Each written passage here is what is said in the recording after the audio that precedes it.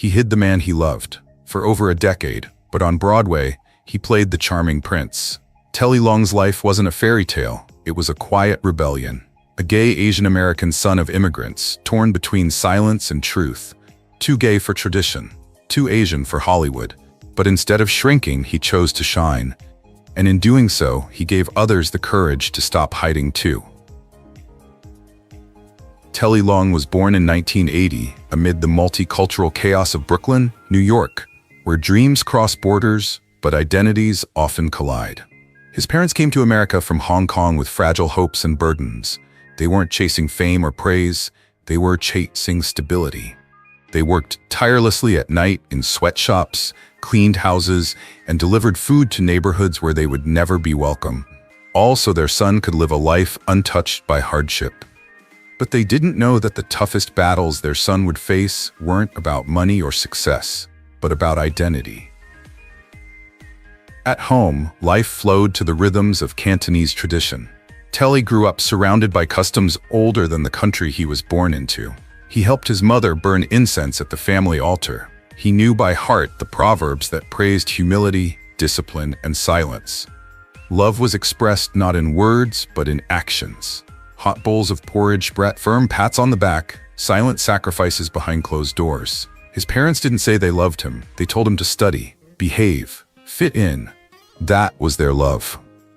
But that love came with expectations, rigid, unspoken expectations that made no room for difference, especially the kind of difference he was beginning to feel deeply inside.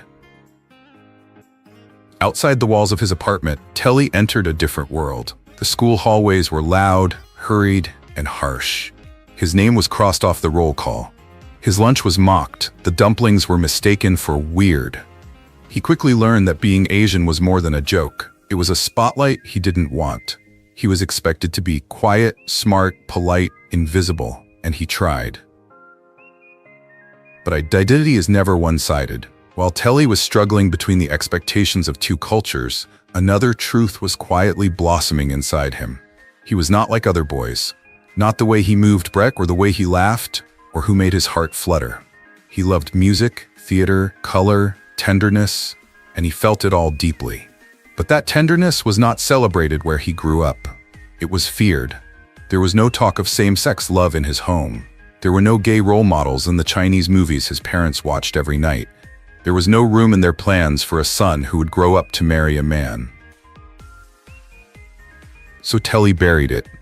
He learned to play a different kind of role, one that didn't require a stage. He learned to speak enough English to survive in school, enough Cantonese to survive at home, and enough emotional neutrality to avoid suspicion in either case. He studied hard. He got good grades. He dodged questions. He dodged himself. Like many gay black kids, he became adept at invisibility. But even in the silence, his heart resonated. He knew what he loved: Broadway musicals, harmonies, applause, and the magic of transformation. On stage, people could be themselves, or who they wanted to be. And Telly began to dream, quietly, dangerously, of a future where he could do the same. A future where being Chinese American didn't mean having to choose sides. A future where he could sing without shame. A future where he didn't have to trade love for acceptance. Yet the fear never completely disappeared.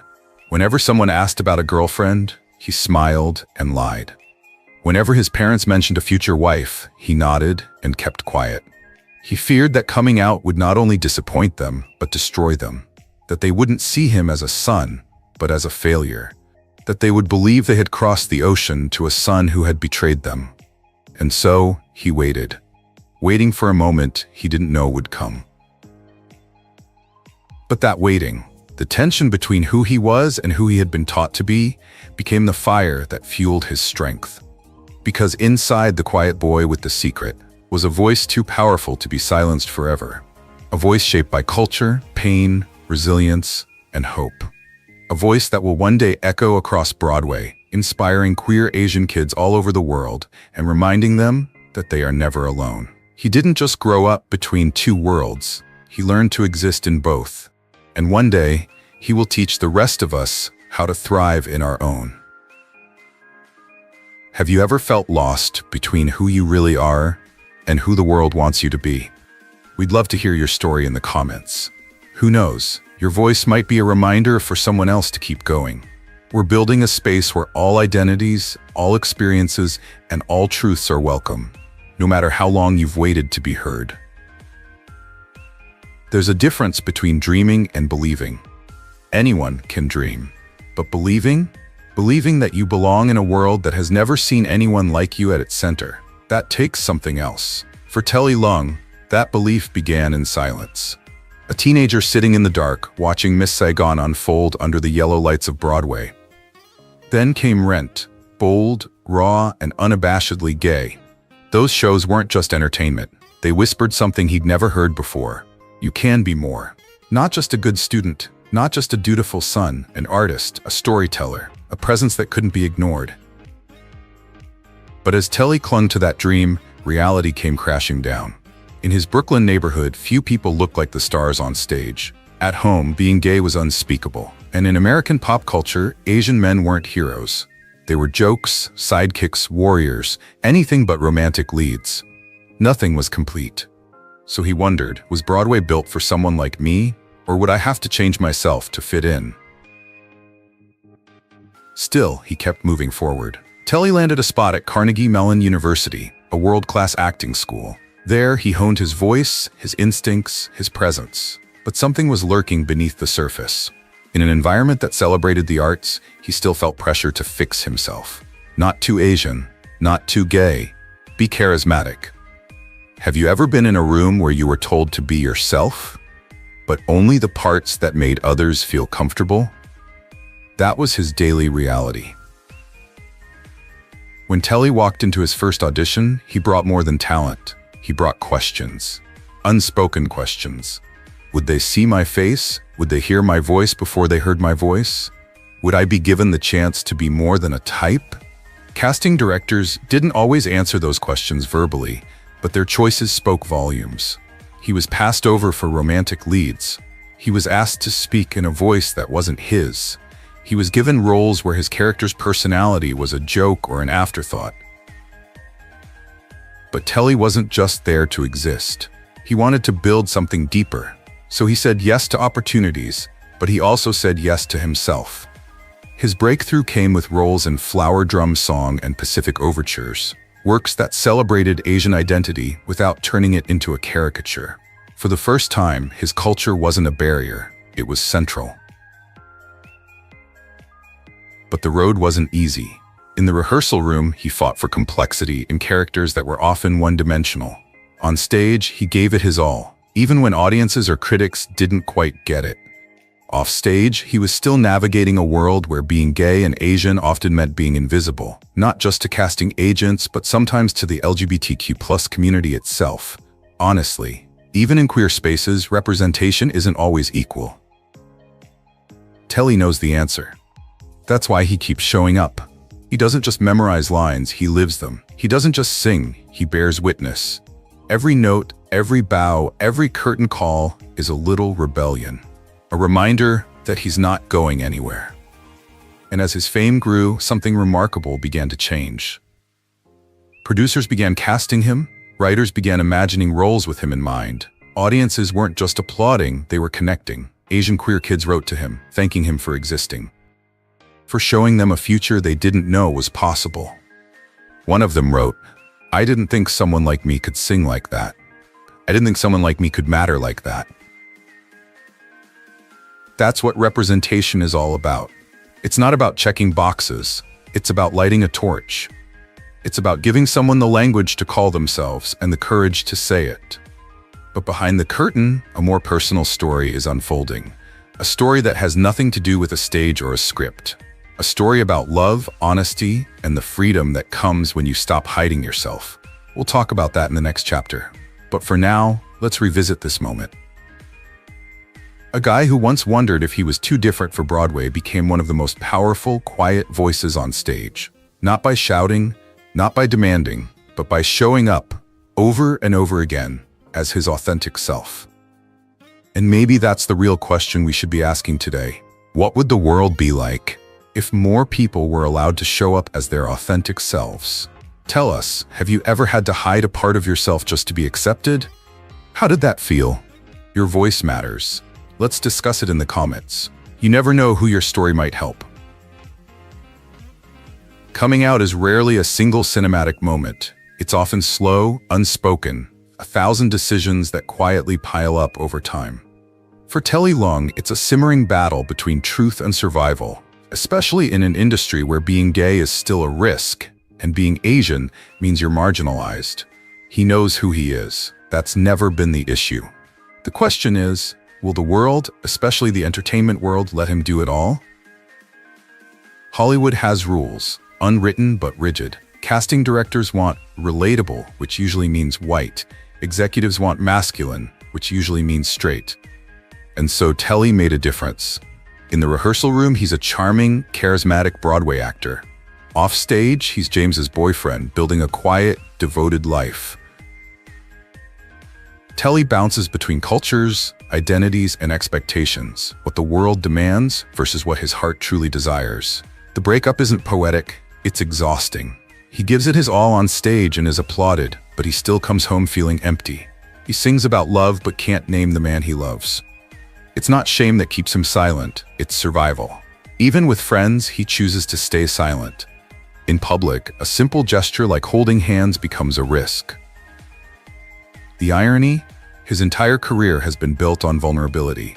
On stage, he gives it his all. His voice, his tears, his whole being. But off stage, he played a different role. One where survival meant silence. Until one quiet morning, after more than a decade with James, he woke up and felt something shift. There was no great epiphany, just a deep, undeniable clarity that this love, this man beside him, was the truest story he had ever known, and he couldn't hide it any longer. They had been together for 12 years, 12 birthdays, 12 holidays, 12 New Year's kisses. And on December 12, 2016, they decided to turn their private devotion into something sacred. Telly and James were married. It was a small, intimate ceremony, no magazine covers, no press releases, no Broadway headlines, just two men saying yes in front of the people who really mattered. And then they waited. For more than a month, they kept their joy private. Not because they were scared, but because it was theirs. It was sacred. On January 20th, 2017, Telly finally shared the news publicly, in a simple, heartfelt post expressing gratitude. No press, no drama, just love. The response was overwhelming, not just applause, but reflections. Messages from fans poured in. I didn't think someone like me could get married. I see myself in you. I told my parents because of your post. For many gay Asian fans, this was more than just a joyous announcement. It was representation they'd never seen before. It was hope in a world where their identities often feel invisible. But not everyone celebrated. Doors closed quietly. Calls stopped coming. Casting directors suddenly went the other way. Honesty always comes at a cost in an industry built on illusion. But for the first time in his life, Telly felt free. He hadn't missed anything more important than taking a deep breath in his own truth. His wedding wasn't a risk, it was a revolution. Two men, hand in hand, smiled without regret. Especially in Asian cultures where silence is so deeply entrenched in the gay community, that photo means more than any applause. It's proof that love doesn't have to be hidden.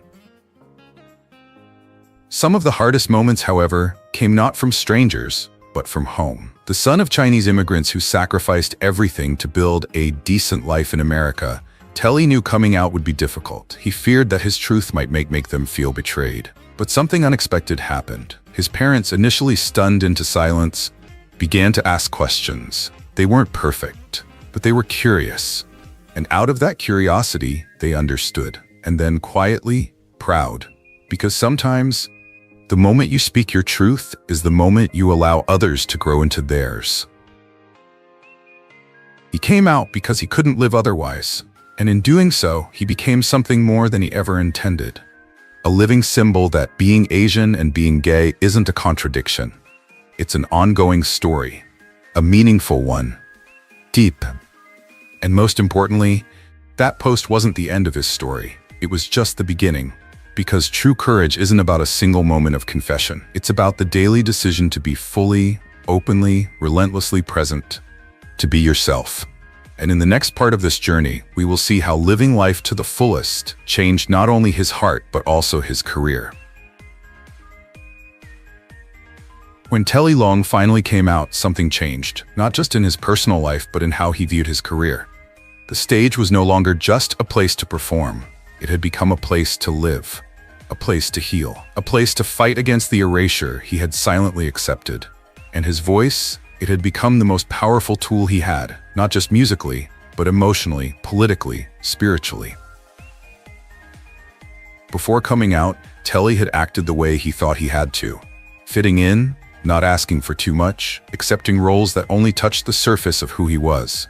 But when the truth was revealed, he realized he could no longer sing songs that didn't resonate. He could no longer tell stories that left out parts of himself. And so he made a decision, consciously, decisively, deeply. Every note he played would reflect who he was, and the world saw it. In Aladdin on Broadway, Telly was more than just a fairy tale prince. He was proof that gay Asian men could be love interests. Happy endings. Do you know how rare that is? A gay Chinese-American man playing the lead in a Disney musical? That moment meant so much, not just to Telly, but to all the kids of color sitting in the audience thinking, maybe I can do that. Then came Glee, where he played a nightingale, a role that at first seemed small. But for many young black audiences, seeing someone like Telly on screen, even for a brief moment, provided a glimmer of awareness in a media landscape that often ignored them. But perhaps one of his most important roles was in Allegiance, a Broadway musical based on the life of George Takei. The story focuses on the Japanese-American internment camps during World War II. But beneath that historical narrative lies a deeper exploration of shame, identity, and resistance. Telly's performance brought heartbreaking nuance to a character torn between loyalty and self, perhaps a reflection of his own internal struggles growing up as a gay Asian kid in a traditional family. But where Telly's artistry really began to flourish was in his music. His solo albums weren't the polished products of a marketing team. They were love letters, full of vulnerability. Songs like You Matter and I'll Cover You aren't just for people in love. They're for anyone who's ever felt invisible, anyone who's ever had to rewrite themselves just to be accepted. And he doesn't shy away from the pronoun. He sings about himself, about his love, about a man kissing him under the city lights without remorse. That matters, because representation isn't just about who gets picked. It's about who gets loved, fully and passionately, in the stories we tell. Have you ever listened to a love song and finally felt included? Not as a metaphor, not as a symbol, but as a subject? For so many LGBTQ+ listeners, Telly's music has become the soundtrack to self-acceptance, and it's something you can't forget.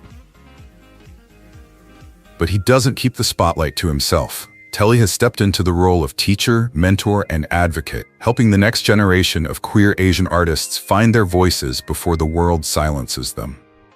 He's given workshops around the country, mentored theater students, and even coached aspiring performers one-on-one, not to make them marketable, but to make them whole. He reminds his students that the things they've been told to hide, their voices, their gentleness, their quirks, are the things that will one day make them unforgettable. He teaches them that authenticity isn't a burden, it's their greatest gift. And perhaps that's what sets Telly apart from so many other performers. He wants to be seen. In a world where queer Asian kids are still taught to keep their heads down, to play it safe, to not embarrass their families, Telly stands tall. He shows them that presence isn't vanity, it's survival. That singing your truth isn't just performance, it's permission. Allowing yourself to be fully alive. Telly's voice resonates beyond the spotlight. It resonates in classrooms, on streaming platforms, on quiet car rides where someone hears his lyrics and suddenly feels a little less alone. He didn't just change Broadway, he changed hearts. And the best part, he did it by refusing to change himself. In the next part of the journey, we're going to step off the stage and into the most authentic part of it all. His life with the man he loves. A relationship built not on fantasy or script, but on trust, presence, and pride. A love that proves, when it's real, there's no need to hide. Are you ready to believe in that kind of love? In every artist's life, there comes a moment when applause isn't enough, when the roar of the crowd can't match the quiet power of showing up for someone who's hurting. For Telly Leung, that moment didn't happen under the bright lights of Broadway. It happened when he realized that his presence, his very existence as a proud, openly gay Asian American man, could be a lifeline for someone else. Telly's decision to live life to the fullest wasn't just for himself. It became a promise to the boy sitting in the back of the classroom, afraid to speak up, to a young artist wondering if there was room on stage for someone who looked like him, loved like him. And so, when he wasn't wowing audiences with his voice, he began using it for something much bigger: advocacy. He became a force to be reckoned with at events like pride parades, GLAAD galas, and fundraisers for LGBTQ+ youth. Not as a celebrity seeking attention, but as a storyteller, bridging silence and hope. Whether he was reading letters from gay teens, remembering the lives of those lost, or simply standing on stage and sharing his truth, Telly wasn't an actor. He was bearing witness. And every time he told his story, of a Brooklyn-born boy growing up between two cultures, finding strength in vulnerability, he gave others permission to write their own. But his didn't stop. As anti-Asian sentiment exploded during the pandemic, Telly stepped up again. He joined national campaigns demanding visibility and safety for Asian Americans, reminding the world that racism and homophobia often intersect. His words were unscripted. They were genuine. "I am not just your Broadway star. I am your neighbor, your friend, your brother, and I deserve to walk down the street without fear." That message resonated far beyond the theater. But some of Telly's most enduring work didn't take place on red carpets or viral live streams. It took place in the classroom. As a professor at New York University, he chose to go back not to the stage, but to his roots. To shape the next generation, not just as performers, but as thinkers, as warriors, as people unafraid to own their truth. In his courses, students learn more than how to act. They learn how to be seen, how to handle rejection, navigate identity, and still choose joy. And it's there, between the curriculum and the soul, that Telly becomes more than a teacher. He becomes a role model. Instead, he opened up about the challenges he faced, the moments of fear, the nagging self-doubt, the dull pain of being overlooked.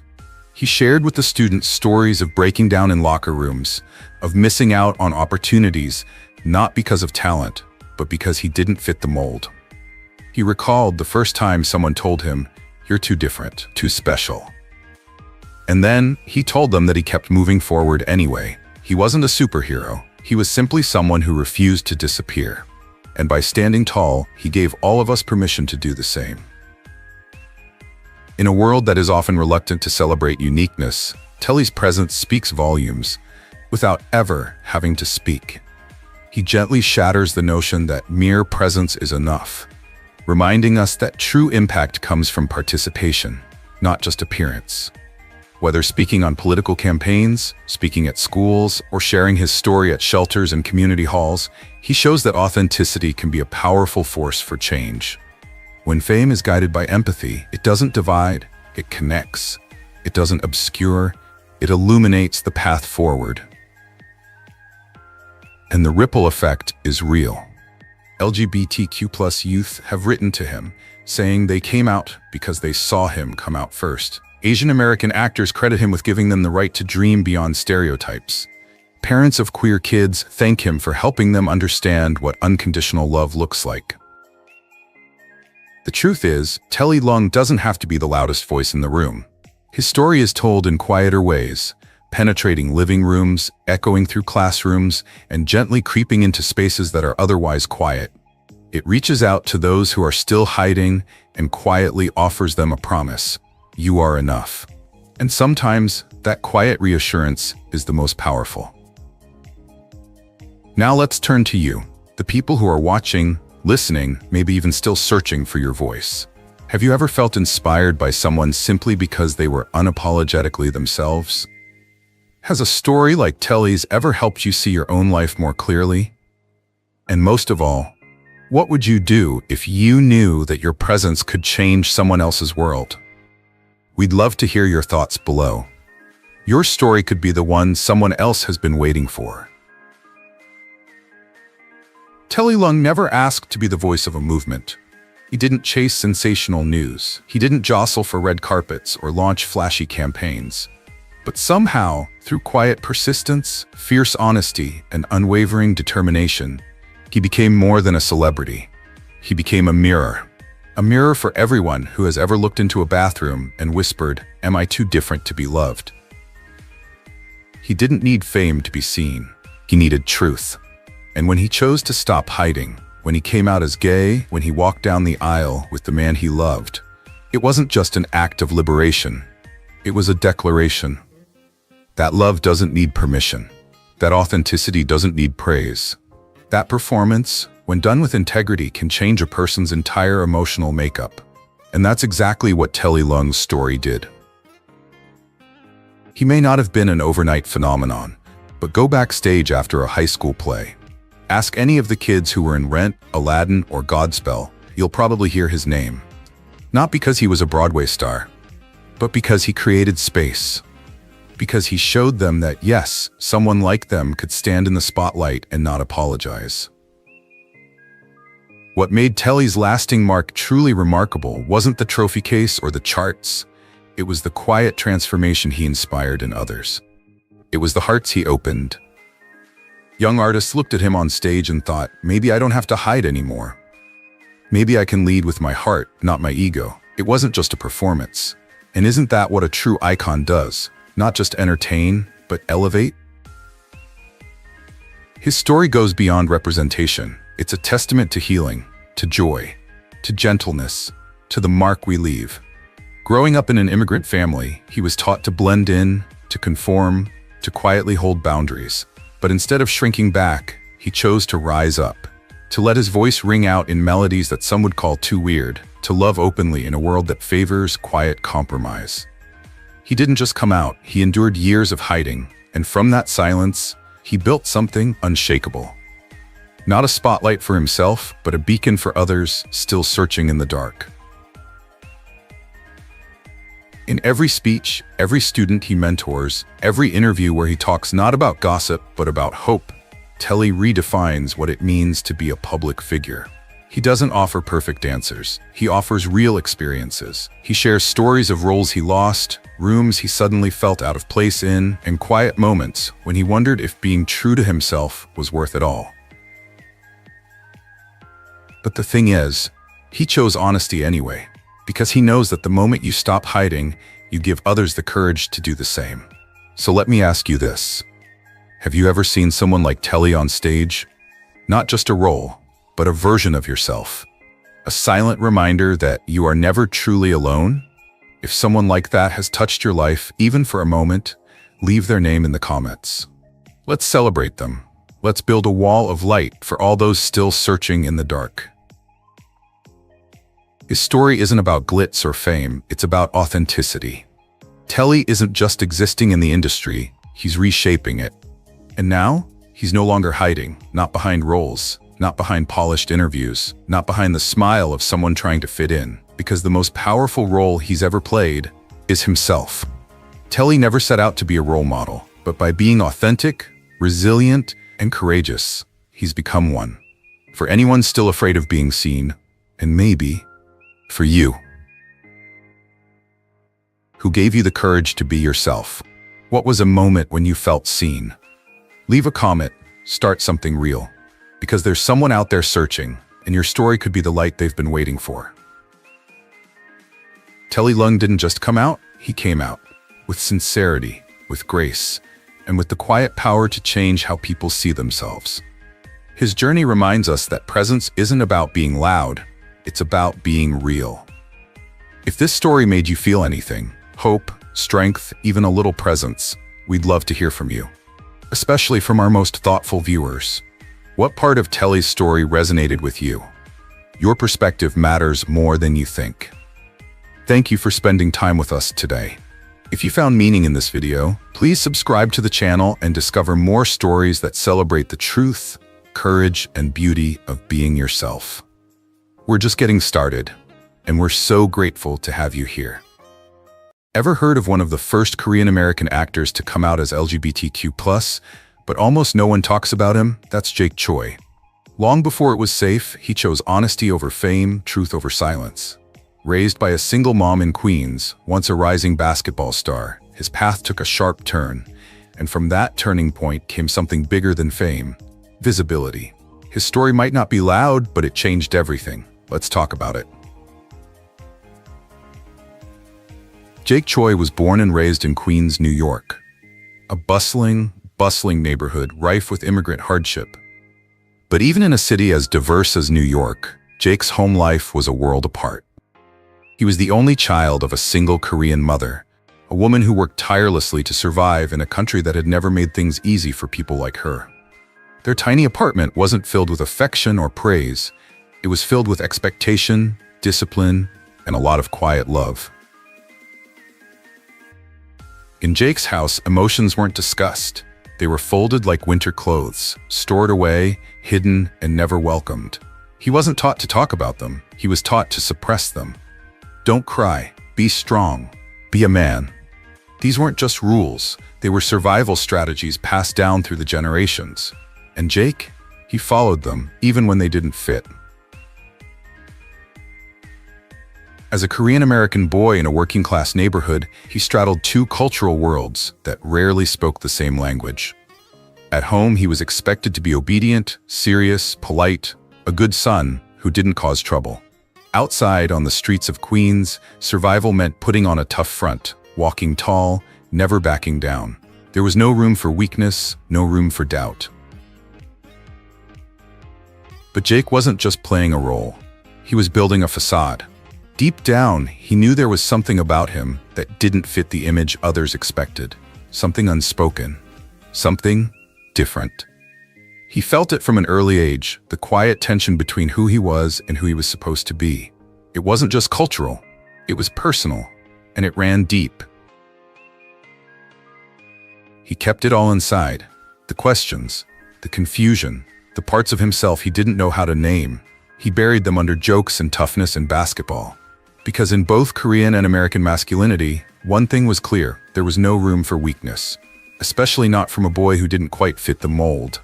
Jake's early years were shaped by that in-between space: Korean but not quite Korean, American but never accepted as American, masculine but feeling something softer bubbling beneath. He was constantly interpreting, adjusting, hiding, always performing, never just existing. And through it all, he carried a quiet loneliness. Not the kind of loneliness that comes from being alone, but the kind that comes from never feeling seen. That kind of isolation doesn't show up in yearbooks or family albums, but it shapes a person all the same. This was Jake's beginning, not with spotlights or red carpets, but with silence, sacrifice, and the invisible pressure to be someone else. The boy who would one day become a bold, unapologetic voice in Hollywood. Starting from a kid who didn't even know how to say what made him different. But he would learn. Slowly, painfully, and beautifully, he would learn. Sometimes Jake wondered what it would be like to come home and breathe, not hold his breath. To sit at the dinner table and not feel like he was holding two identities at the tip of his chopsticks. There were nights when he lay awake, staring at the cracks in the ceiling, trying to imagine a life where he could just be himself. Not the perfect guy. Not the tough guy. Not a blank slate for people to project their ideas onto. Just Jake. But in his world, that kind of freedom was fiction. He didn't have the words for it back then. Identity, weirdness, emotional security, those weren't in his vocabulary. What he had was instinct. A sharp, nagging sense that something about him didn't fit the molds people expected him to live in. And instead of breaking out of those molds, he tried to shrink into himself.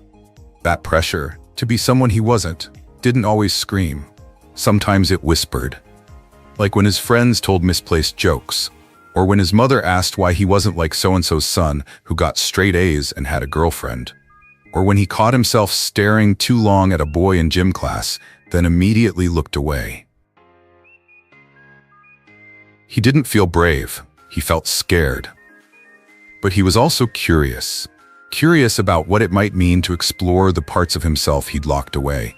Curious about whether anyone else was living in such silent conflict. That curiosity would become a lifeline, a glimmer of something real, hidden beneath the layers of survival.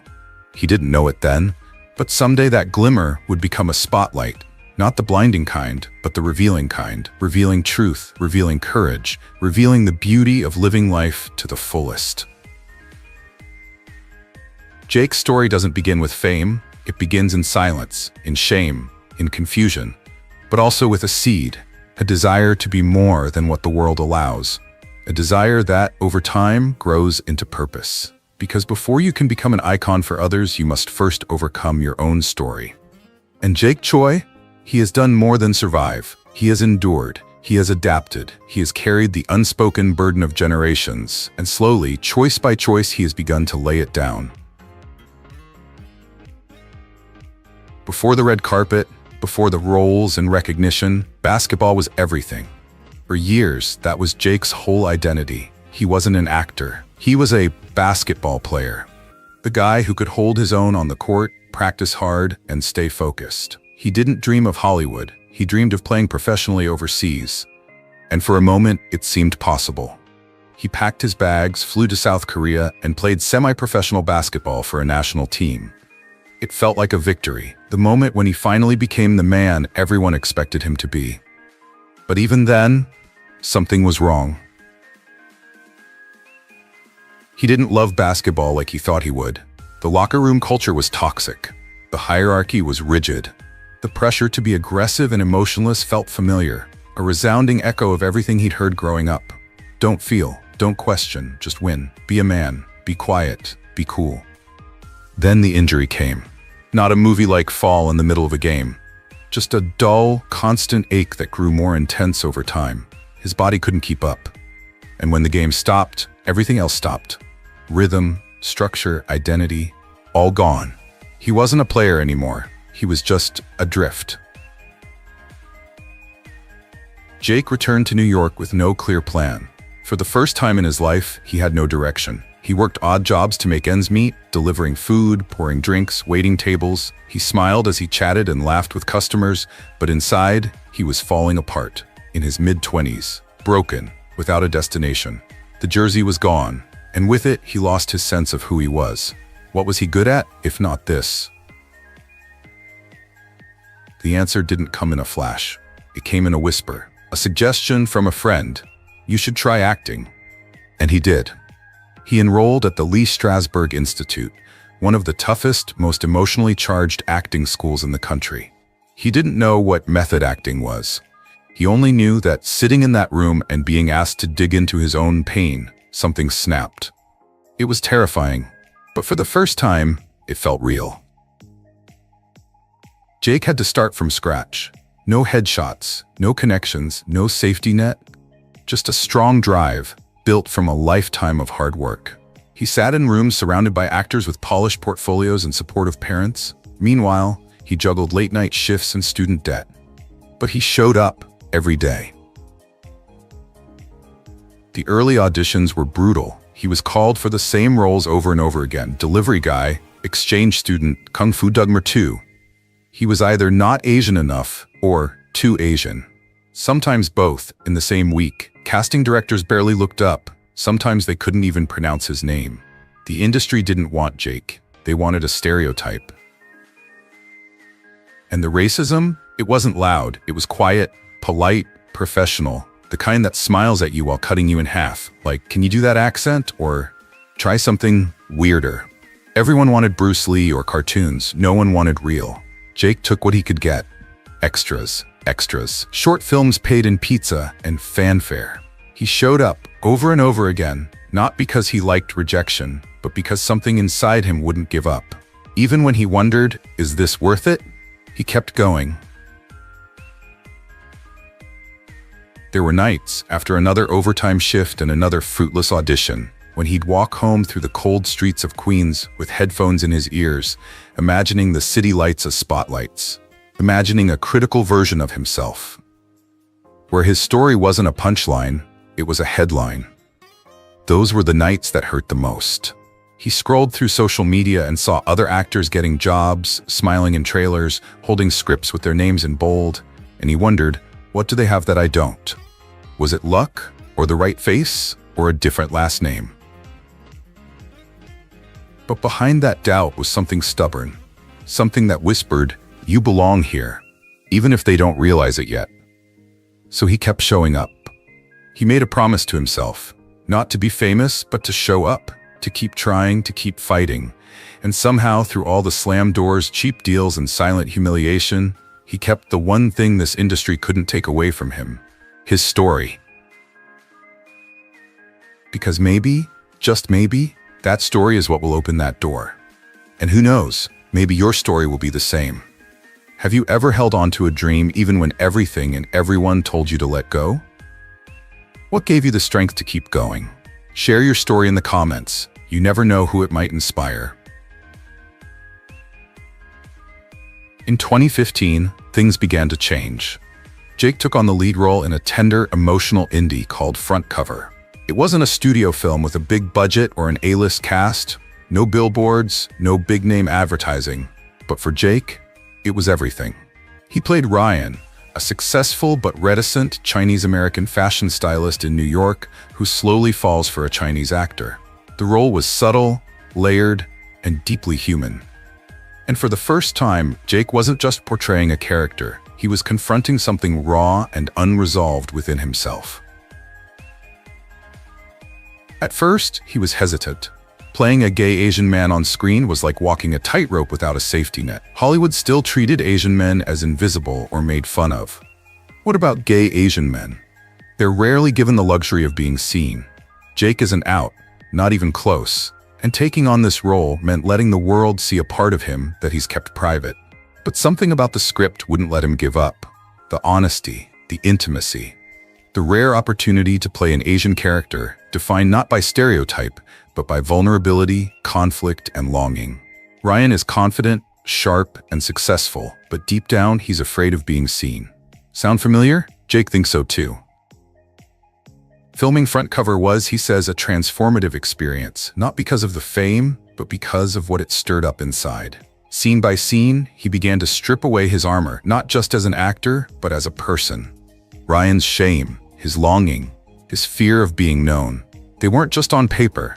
They lie deep inside Jake, buried but still waiting. There were days when he left the set feeling emotionally stripped. He wasn't acting, he was processing. Decades of silence, of expectations, of shrinking to survive.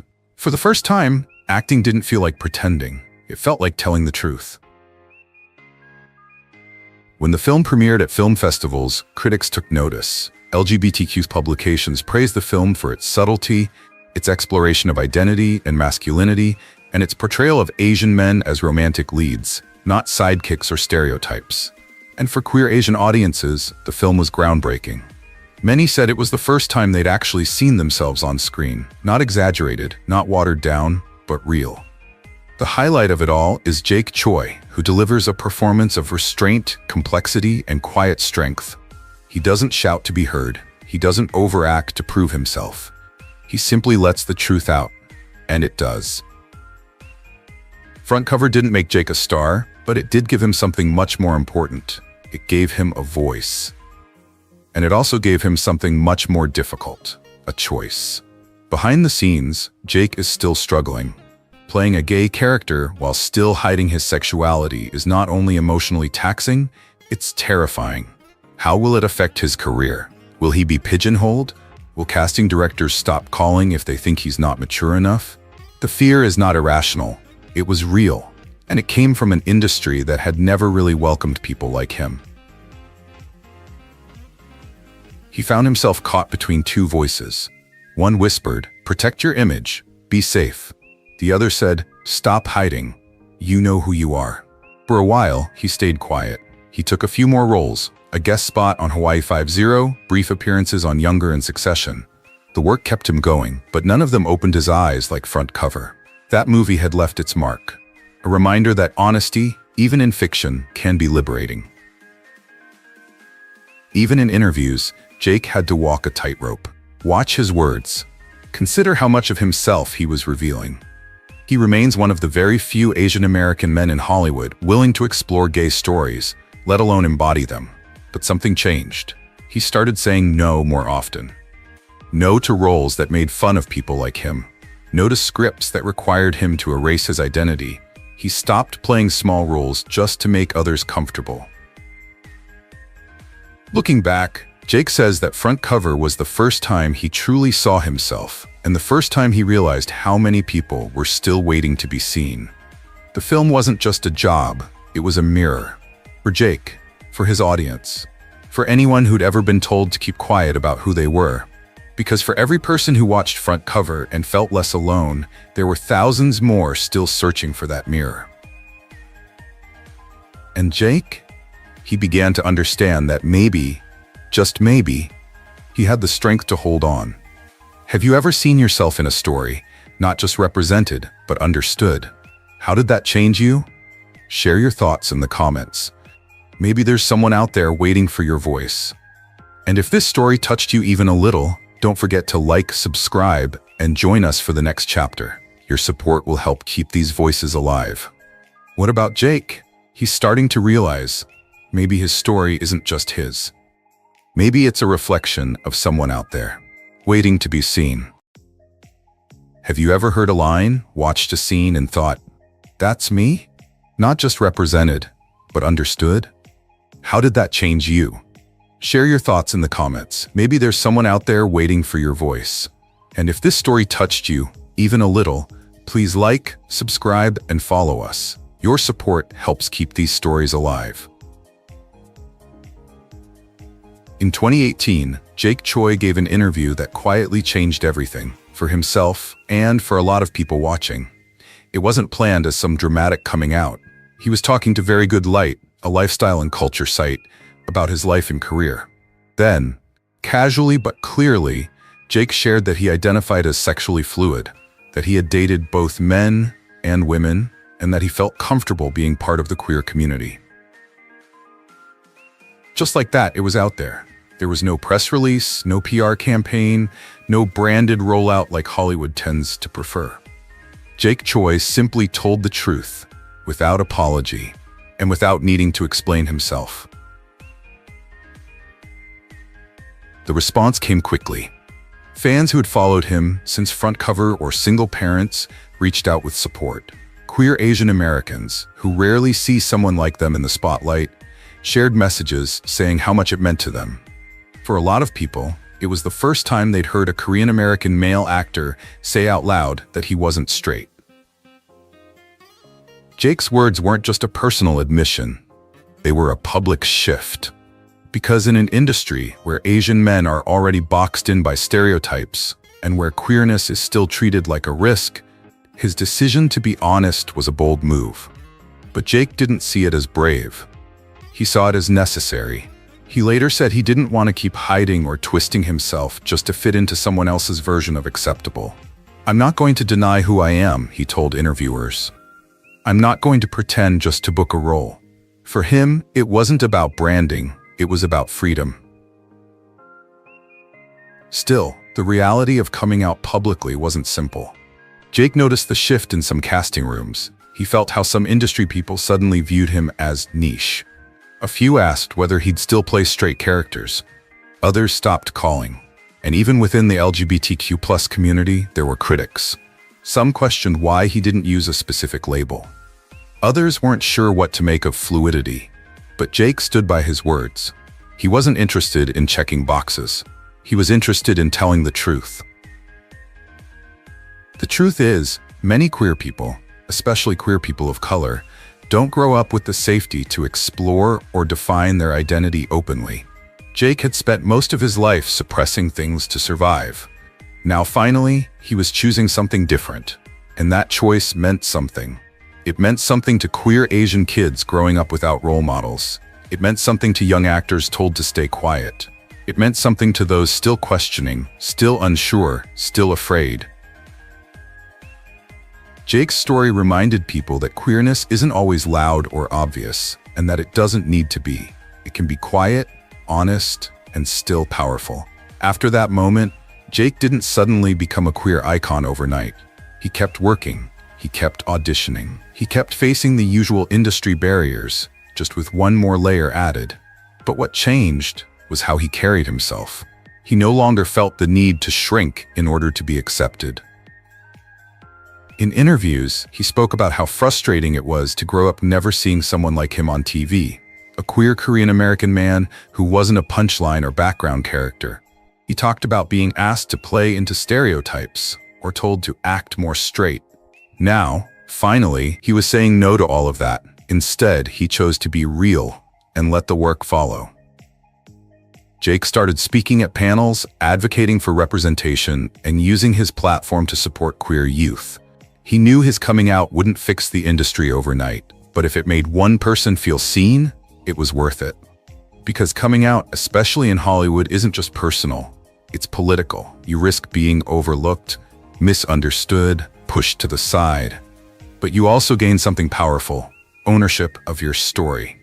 That's what Jake Choi claimed in 2018. His story, his truth, on his terms, and it mattered because someone somewhere needed to hear it. Jake didn't come out to make a statement.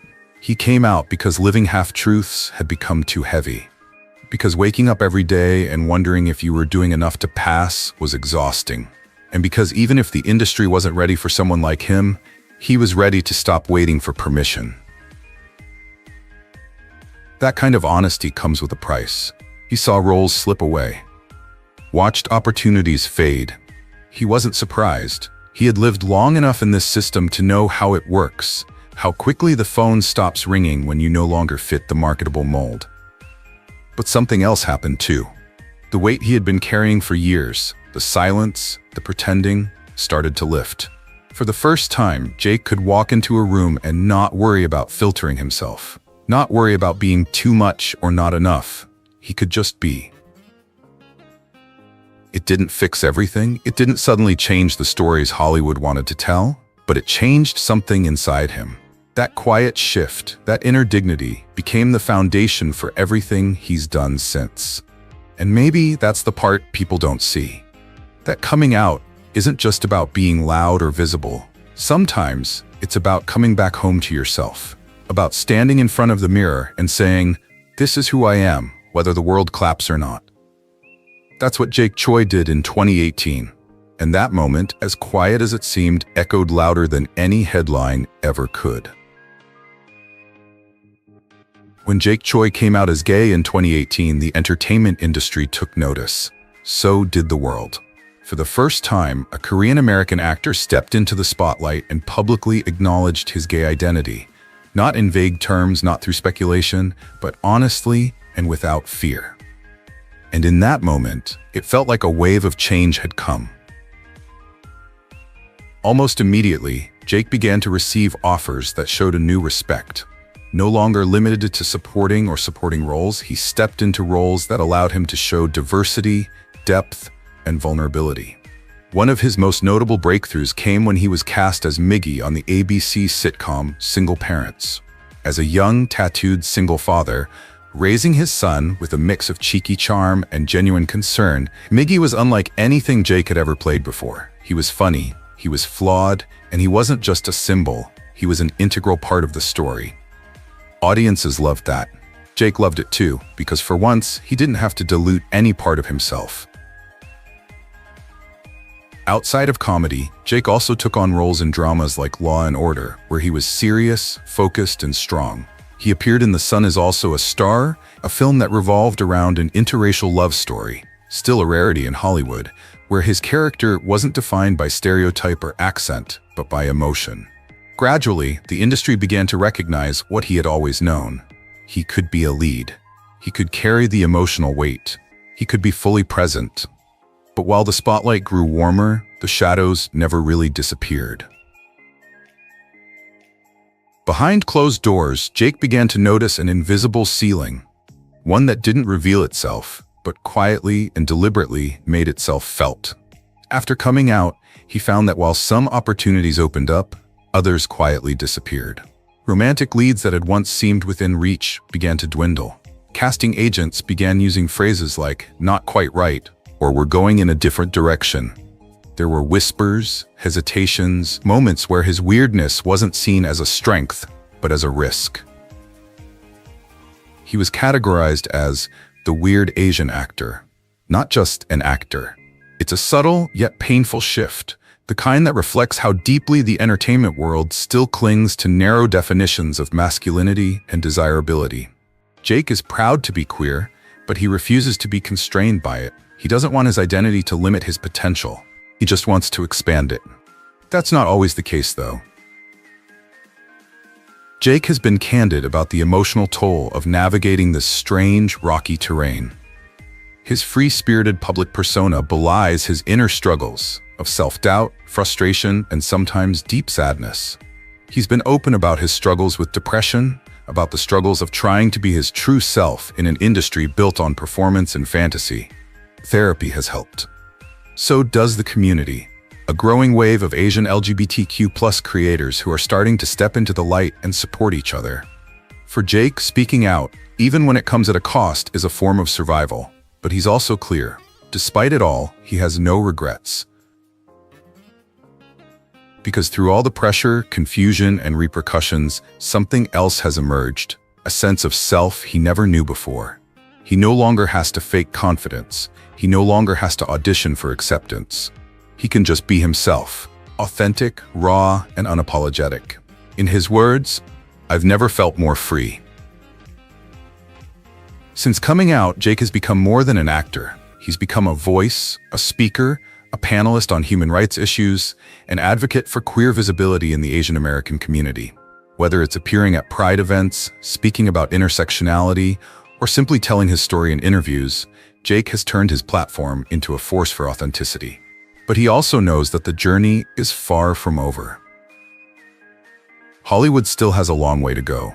Too many people still see the LGBTQ+ community as a niche, and too few are willing to imagine LGBTQ+ Asian men as romantic leads, action heroes, or central figures. Jake continues to fight back with his choices, with his words, with his refusal to let the industry shrink him. His story, like so many others, is proof that coming out doesn't guarantee acceptance.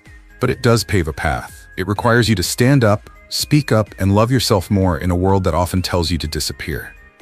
And Jake Choi, he's still here.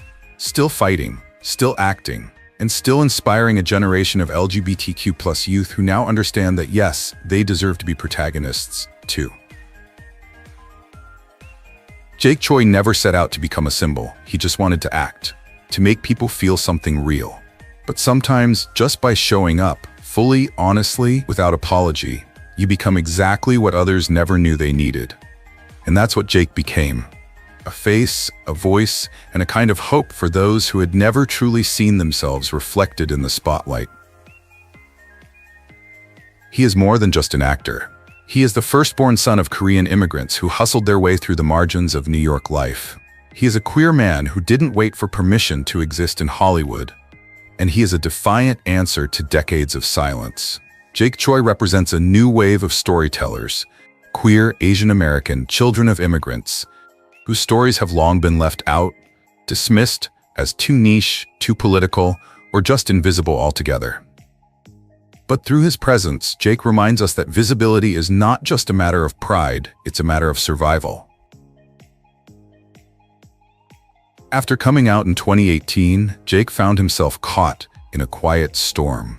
Suddenly, he was a representative, a voice, a symbol for an entire intersection of identities. That weight could crush someone. But Jake didn't shrink from it. He carried it with grace. He showed up to speak on panels about queer identity in Asian American communities. He opened up about his mental health, therapy, depression, and the emotional cost of being boxed in by labels.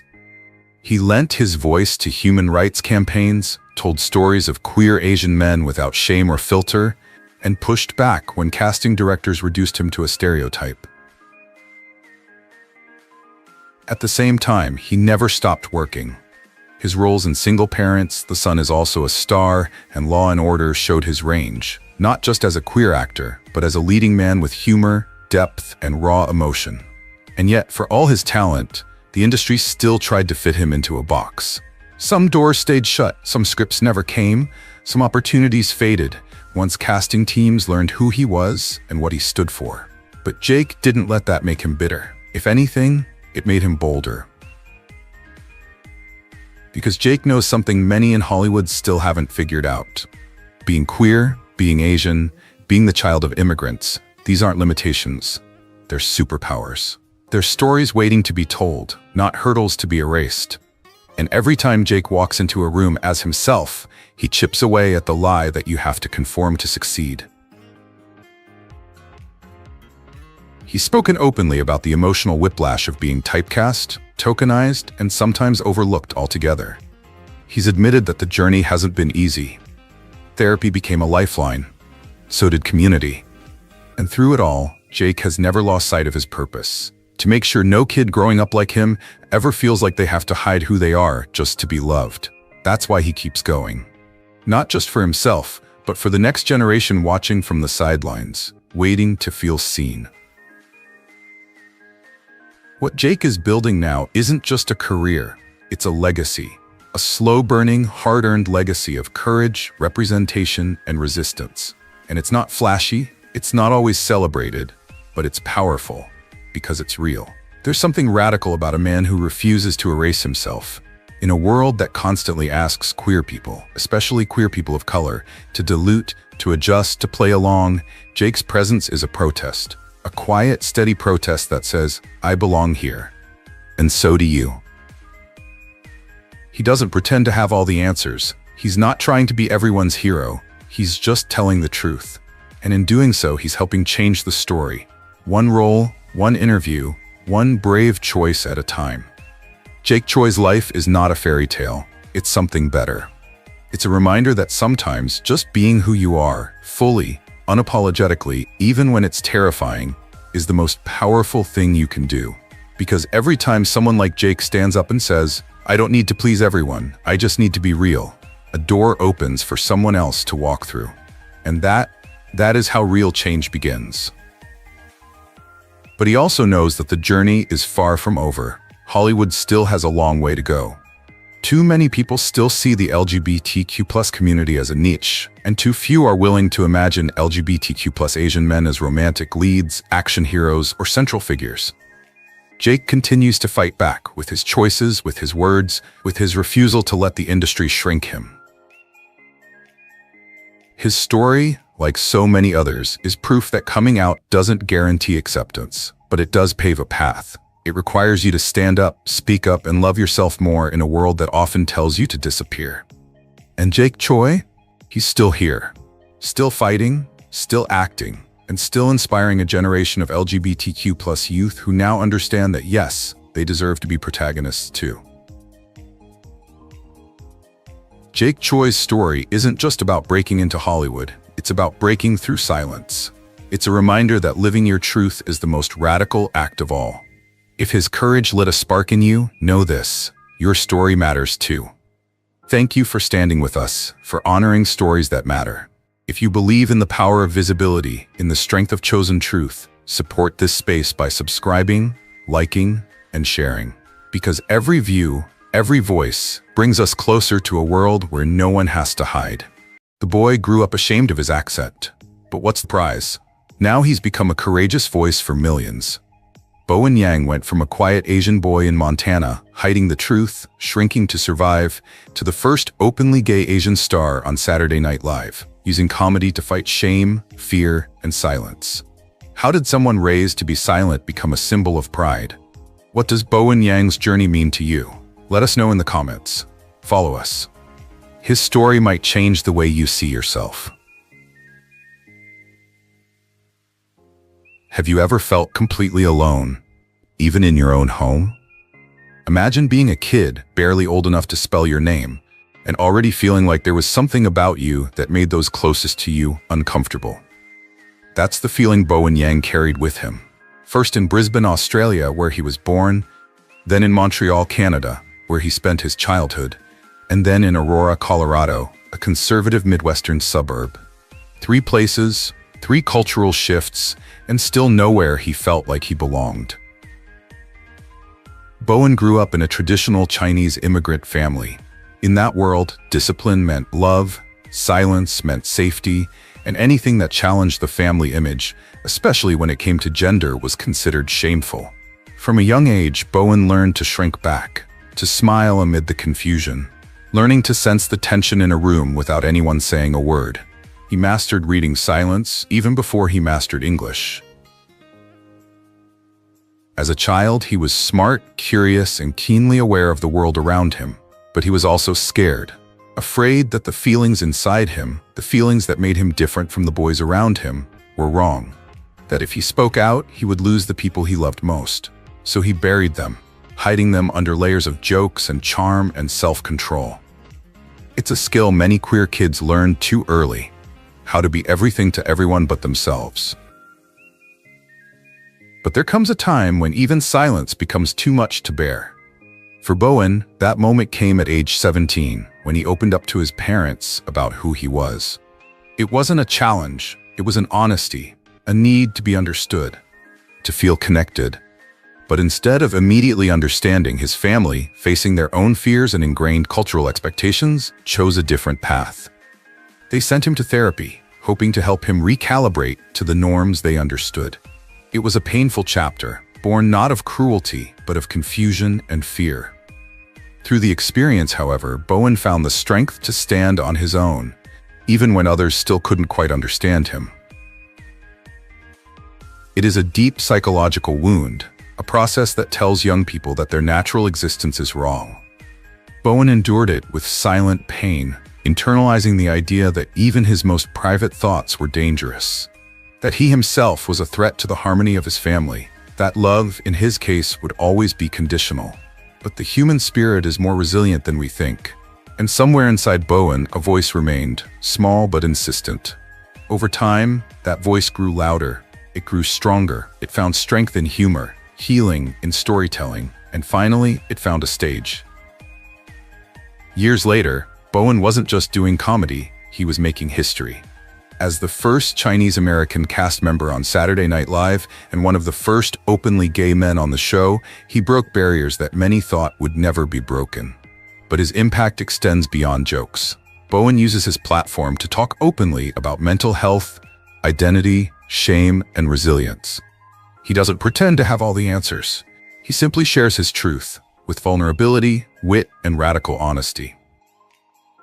What makes Bowen's story so powerful isn't just what he went through, it's how he turned that pain into purpose. It's how he opens up about being hospitalized for panic attacks, about feeling like an imposter in the comedy elite, about finding fame while still healing from family wounds. In a culture that often demands perfection from its public figures, Bowen shows us the beauty of authenticity. He's not perfect, and he's not trying to be. That's exactly why his voice matters. For LGBTQ+ youth, especially those of Asian or immigrant descent, Bowen's presence alone is revolutionary. In every character he plays, in every interview he gives, he shatters decades of shame and invisibility. He reminds us that queerness exists in every culture, every family, every corner of the world, and it deserves to be seen, celebrated, and protected. And let's not forget the power of representation. When Bowen appears on national television with confidence, humor, and cultural pride, he sends a clear message. You don't have to erase who you are to be accepted. You don't have to choose between your heritage and your heart. You can be both, and you can be celebrated for it. His story is still being written, and as he continues to grow, so will the conversations he sparked.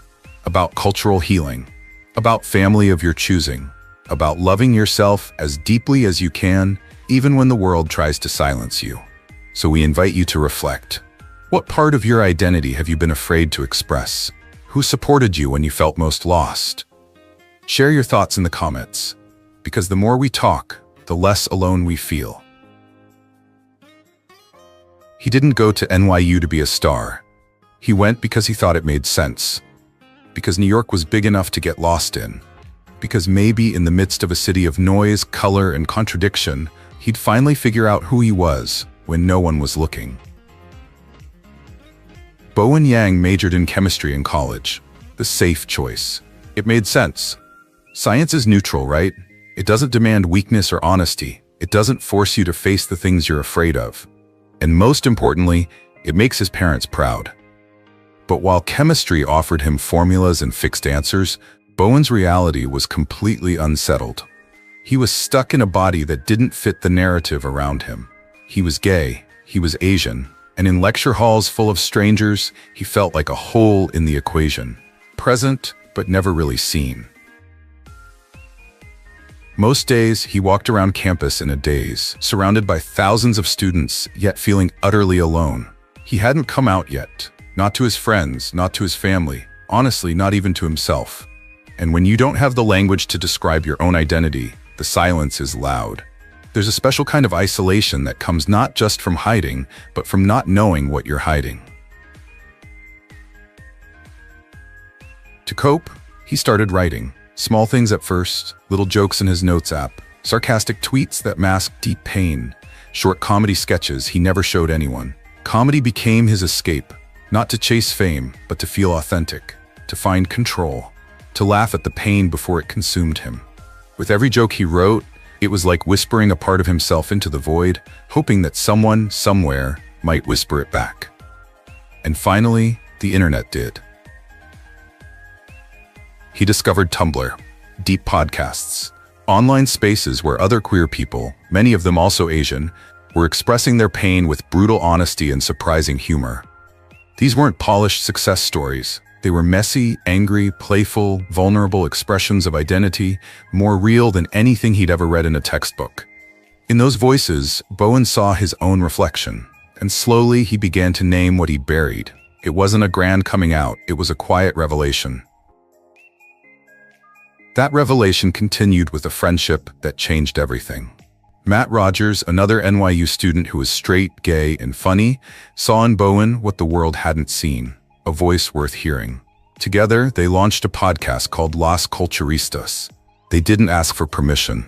They don't tone it down. It's pure chaos, pure queerness, and pure joy.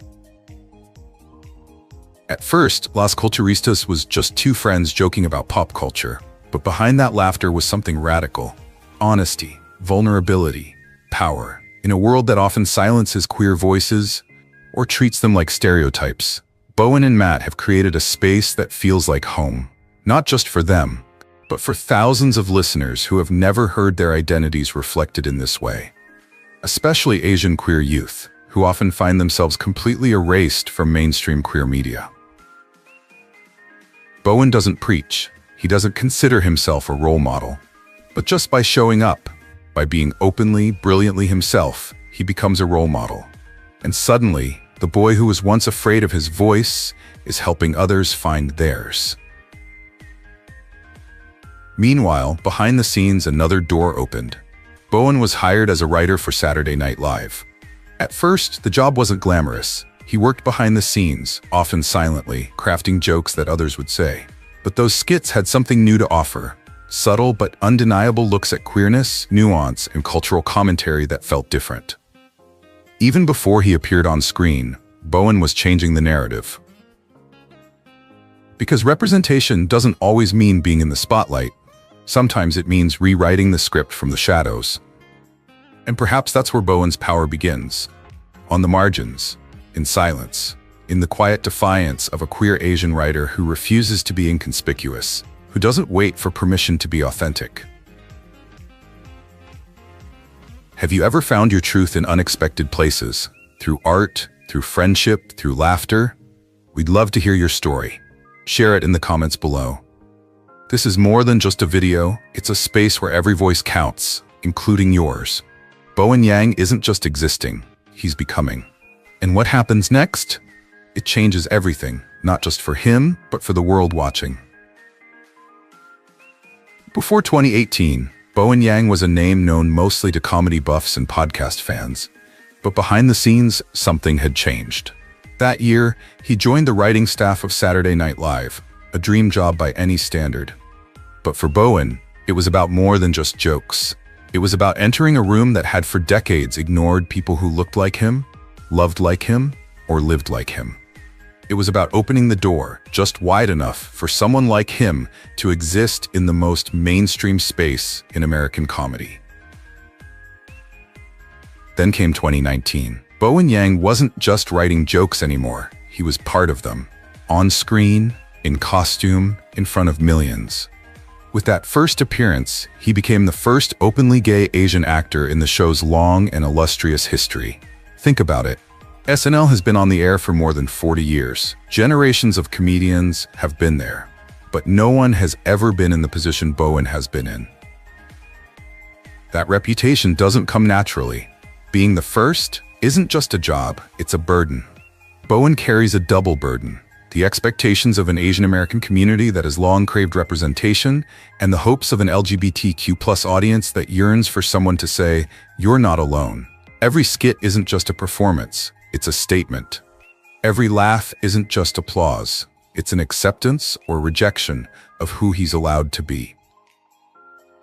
And yet Bowen does what great artists do. He turns pressure into power. His comedy is sharp, but not just for laughs. It was layered. It was vulnerable. He didn't shy away from his identity, he embraced it. And in doing so, he created space for complexity, conflict, and honesty. He brought something to SNL that had never been seen before: an unabashedly queer Asian perspective with heart, brains, and depth. One of his most memorable moments? His infamous "The Iceberg That Sunk the Titanic" impersonation, a skit so silly it went viral overnight. But behind the silliness was something deeper. His character's monologue about being unfairly blamed became a metaphor for how marginalized groups are often blamed or misunderstood. With a well-timed sense of humor, Bowen turned a sinking ship into a commentary on identity, guilt, and public perception. One of his most daring performances, Bowen Yang took the SNL stage and imitated Donald Trump, entirely in Mandarin. It was unexpected, it was profound, and it was unforgettable. He wasn't just doing comedy, he was pushing boundaries. Bowen didn't demean himself to make himself more relatable. He didn't explain himself, he didn't change his language to make someone comfortable. He stood there as a gay Asian man, unapologetic, and flipped the script on what late-night television had always assumed about performers like him. And the beauty of it? The audience got it. They laughed, they listened, and they saw him, not just as a comedian, but as a force. By 2021, the industry had begun to take notice. Bowen had earned a historic Emmy nomination for Outstanding Supporting Actor in a Comedy Series, becoming the first Asian actor to be honored in the category. But the award only told part of the story. The real impact was quieter, more personal. It was in the DMs from young gay fans who finally felt seen, in the college essays written about his skits, in the long-awaited conversations parents had with their kids. Bowen wasn't just on TV, he was in people's lives. And all the while, he kept reminding us, identity isn't a joke, it's a superpower. He turned comedy into a form of resistance, against shame, against invisibility, against every whisper that says, "You don't belong here." And for so many young LGBTQ+ people, especially Asians, he became proof that we not only belong, but thrive. But let's be honest, this kind of representation shouldn't be groundbreaking. It should be normal. The fact that Bowen appeared on SNL was revolutionary only shows how long we've been without voices like his, and yet he does it with grace, with humor, and with a kind of emotional authenticity that lingers long after the laughter has died down. So here's something to think about. Have you ever laughed so hard, only to realize the person on screen was telling your story? If Bowen Yang has ever made you laugh, cry, or simply feel understood, we'd love to hear your story. Leave a comment below. We're not just here to talk, we're here to connect. We believe in building a space where every identity matters, every voice counts, and every story has the power to inspire. Stay tuned, because in the next chapter, we'll explore how Bowen uses his platform not just to gain visibility, but to actively uplift and protect the queer community that shaped him. I am gay, I am Asian, and I am still here. It's not a joke, it's not a slogan, it's not even a call for attention. It's survival turned into a statement. When Bowen Yang first spoke those words in an interview in 2021, they resonated far beyond the pages of the New York Times. They echoed in dorm rooms, therapy sessions, pride parades, and quiet bedrooms, where young gay people sit alone, wondering if anyone in the world will ever understand what it's like to carry a truth you've been taught to bury. Be real. Growing up Asian in America came with its own invisible script. Be quiet. Be grateful. Don't make waves. Add queerness to the mix and it becomes a full-time performance.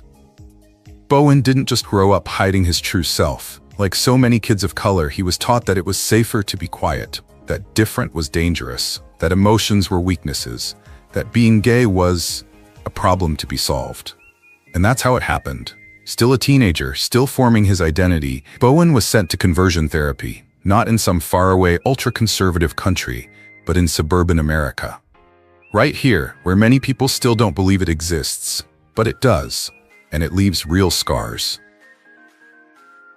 Bowen later described it not as a dramatic moment in a movie, but as something even more inexplicable. A slow erosion of the ego, a drip of shame disguised as healing.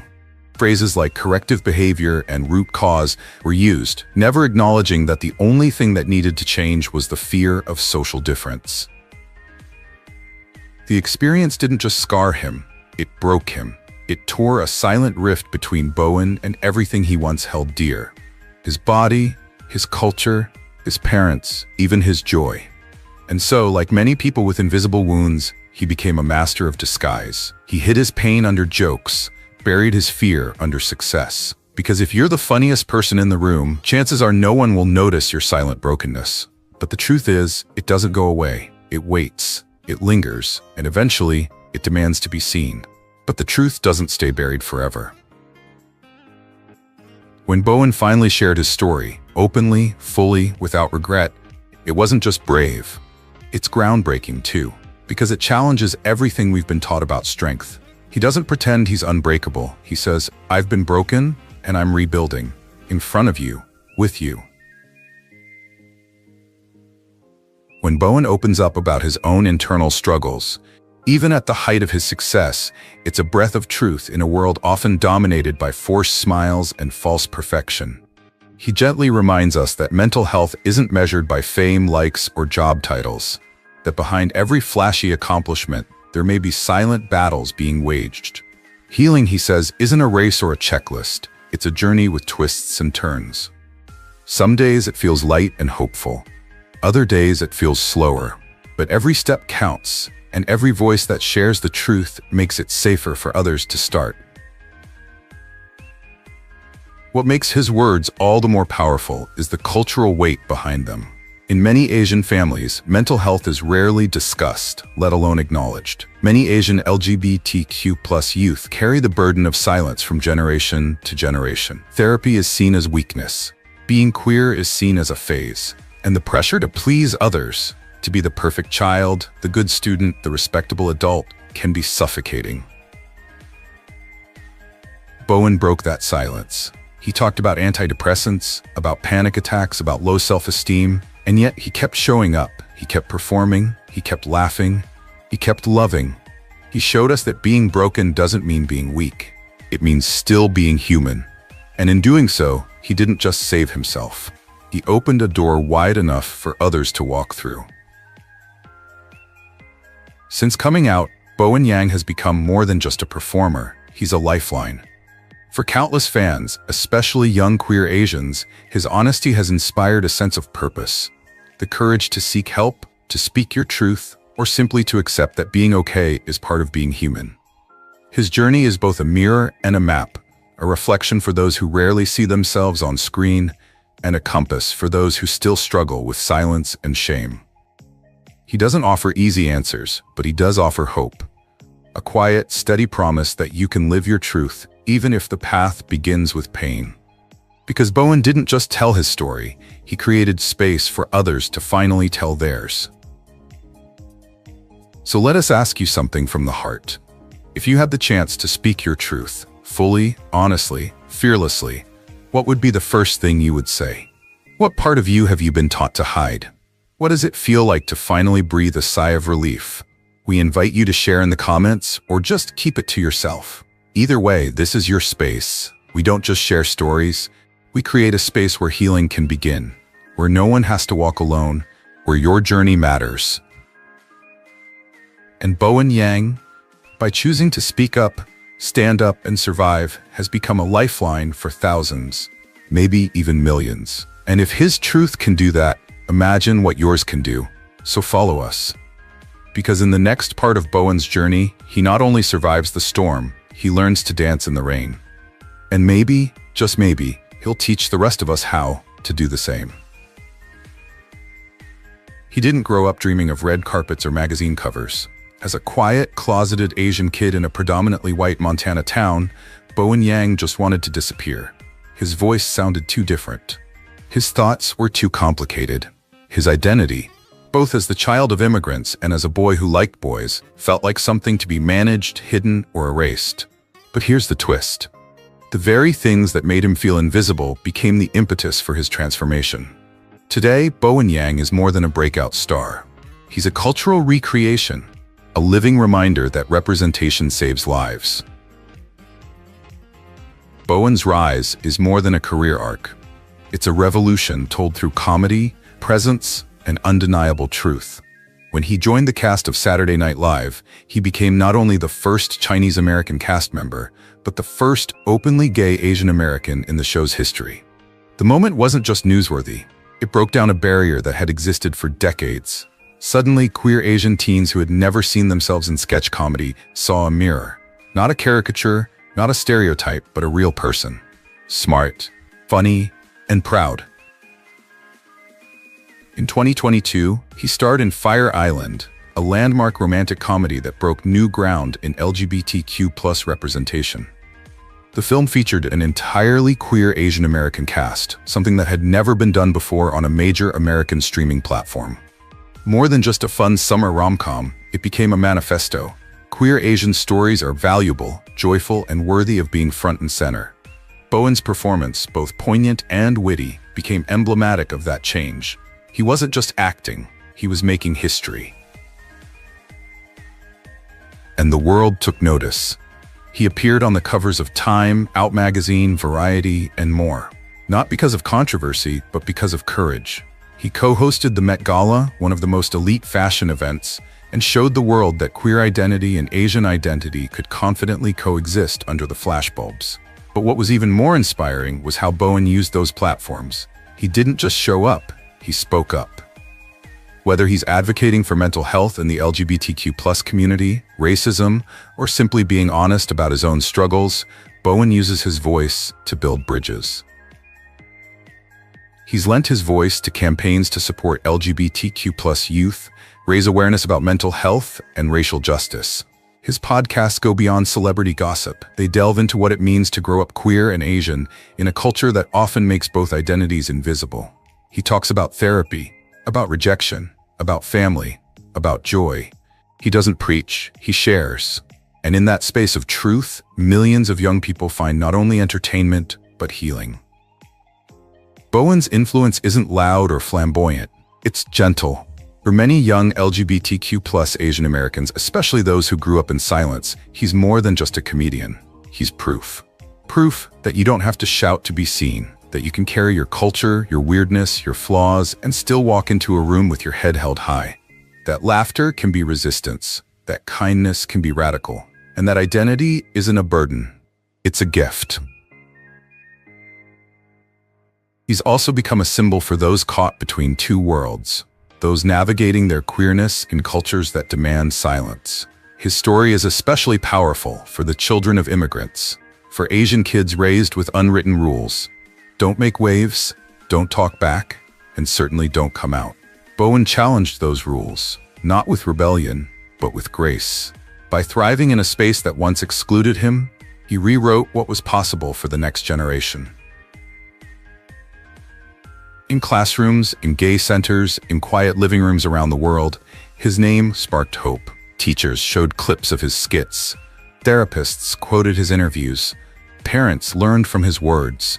And for every child who believed they had to choose between their culture and their truth, Bowen was proof. You can be both, and you can be great. Because at the end of the day, representation isn't just about media. It's about survival. It's about reminding someone that they're not alone, and maybe, just maybe, that they're good enough. So let's ask the real question. How did someone raised to be small become a light to millions? Was it courage, luck, or simply the decision to stop apologizing for their existence? We want to hear from you. What part of Bowen Yang's journey parallels your own? Have you ever seen someone who looked like you on screen? And what did that moment mean to you? Share your story in the comments. We're not just making videos, we're building community. A safe, open space where everyone matters and all truths are welcome. As for Bowen, his journey continues. We'll explore how his influence not only changed culture, but also created a path for others to follow, with humor, hope, and heart. He never set out to be an icon. He didn't try to lead a movement or be its face. And yet, step by step, Bowen Yang became exactly that. Not because he was loud, but because he was authentic. Not because he followed a certain path, but because he blazed a trail that didn't exist. In an industry still struggling to understand queerness beyond stereotypes and Asian identity beyond companionship, Bowen didn't wait for permission. He didn't stoop to acceptance. Instead, he rose to the occasion by being exactly who he was, queer and incredibly funny. After coming out, he could have chosen a quieter path, playing it safe, sticking to comedy, staying out of controversy. But Bowen knows that the true power of celebrity lies not in fame, but in truth. And he has never stopped choosing truth. As his star continues to shine, so does his sense of purpose. Behind the scenes, Bowen is actively developing LGBT-centric stories for film and television, stories that don't rely stereotypes or spectacle. He writes scripts that reflect the complexity, beauty, and humor of real LGBT life. He champions new voices, young LGBT Asian writers and artists who haven't seen themselves on screen and thought they never would. Because for Bowen, success isn't just about personal achievement, it's about helping others as you rise. He's also outspoken about mental health in a way that few public figures dare. He spoke openly about anxiety, identity fatigue, the emotional cost of being the first or the only in a space. In doing so, he gave expression to experiences that many people still suffer in silence. He made settling normal and showed that being strong doesn't mean never struggling. It means always showing up. He's still building something stronger than a fan base, a legacy. An impact measured not by awards or viral clips, but by the lives changed by someone, somewhere, who saw a piece of themselves in him. A boy in rural America who thought he was too weird. A closeted Asian teenager who thought he was too soft. A comedy novelist who never imagined someone like her would end up on the legendary stage of SNL. Let's be honest, it takes courage to be soft in a world that demands toughness. It takes courage to choose gentleness when ridicule is easier. Bowen does both. He walks the line between comedy and truth with precision, making people laugh and think at the same time. His work exposes racism, homophobia, and toxic masculinity, not with outrage, but with sharp wit. As we look to the future, one thing is clear. Bowen Yang is just getting started. He is already changing culture, and the best part is, he's doing it on his own terms. With every scene he writes, every stage he steps on, he's planting seeds for the next generation. Seeds of courage, of authenticity, of possibility. He doesn't just break down barriers, he reimagines them. Every choice he makes, on stage or off, comes from a quiet belief that queer isn't something to be overcome, but something to be embraced. It's not a burden, it's a lens that sharpens our view of the world, exposing its contradictions, its wounds, and its unexpected beauty. That's what Bowen is, not just a presence, but a transformation. Because it's not just about showing up, it's about shifting perspective, shifting the frame, and asking the world to see differently. And what makes Bowen's journey unique is that it taps into something deep inside him. The need to be seen, not by the expectations of others, but for who he is, unfettered. He doesn't fit into a mold, he becomes a mold. Not just for queer Asians, but for anyone who has ever felt too different to fit in. For too long, queer and Asian identities have been separated in mainstream media. To be both has meant being invisible. Bowen has broken that illusion by simply being present, visibly, fearlessly, unapologetically in a space that previously didn't include him. And now, by making space for others, he is helping to rewrite the narrative, not just about who gets to be on screen, but who gets to feel seen. He reminds us that power doesn't always come from speaking the loudest. Sometimes it comes from daring to speak. So as we celebrate Bowen Yang, not just as a comedian, but as a cultural force, we invite you to reflect on your own story. Who helped you feel seen? Who gave you the courage to show yourself to the world? And most importantly, how will you pass on that courage? Because legacy isn't built in a single moment. It's built in every act of authenticity. Every small decision to live authentically. So speak up, shine, and begin. Because your story could be the one that lights the way for someone else. Bowen Yang's story, though gentle, resonates in every important space. It reminds us that sometimes it's the gentlest truths that leave the deepest impressions. And in speaking her truth, Bowen has empowered thousands to do the same. To our most thoughtful listeners, even our most critical ling, is this story worth your time? Does it touch something deep inside, even if only for a moment? We want to know, because your voice not only matters, it deepens the conversation. Thank you for tuning in and sharing this moment with us.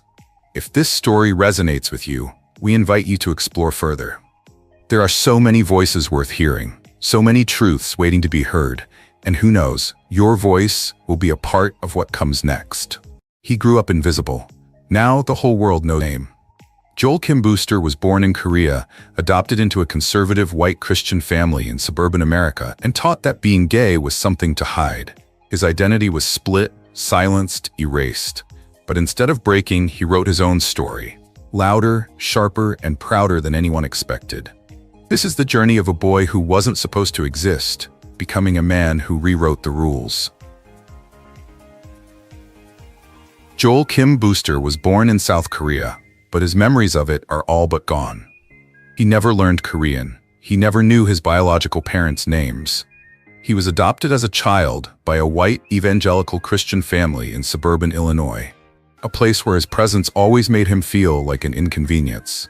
He didn't choose this start, but from his earliest years, it was clear that he was being thrown into a world that offered no direction for who he was. At home, love was conditional. There were rules, unspoken but ruthlessly enforced. Obedience was valued, gratitude was expected, and silence was survival. The family wasn't just religious, it was rigid. Joel was raised on purity vows, Sunday school sermons, and a family that viewed sex as a dangerous temptation. There was no talk of gender identity, no talk of desire. And being gay, it wasn't even in his parents' moral vocabulary.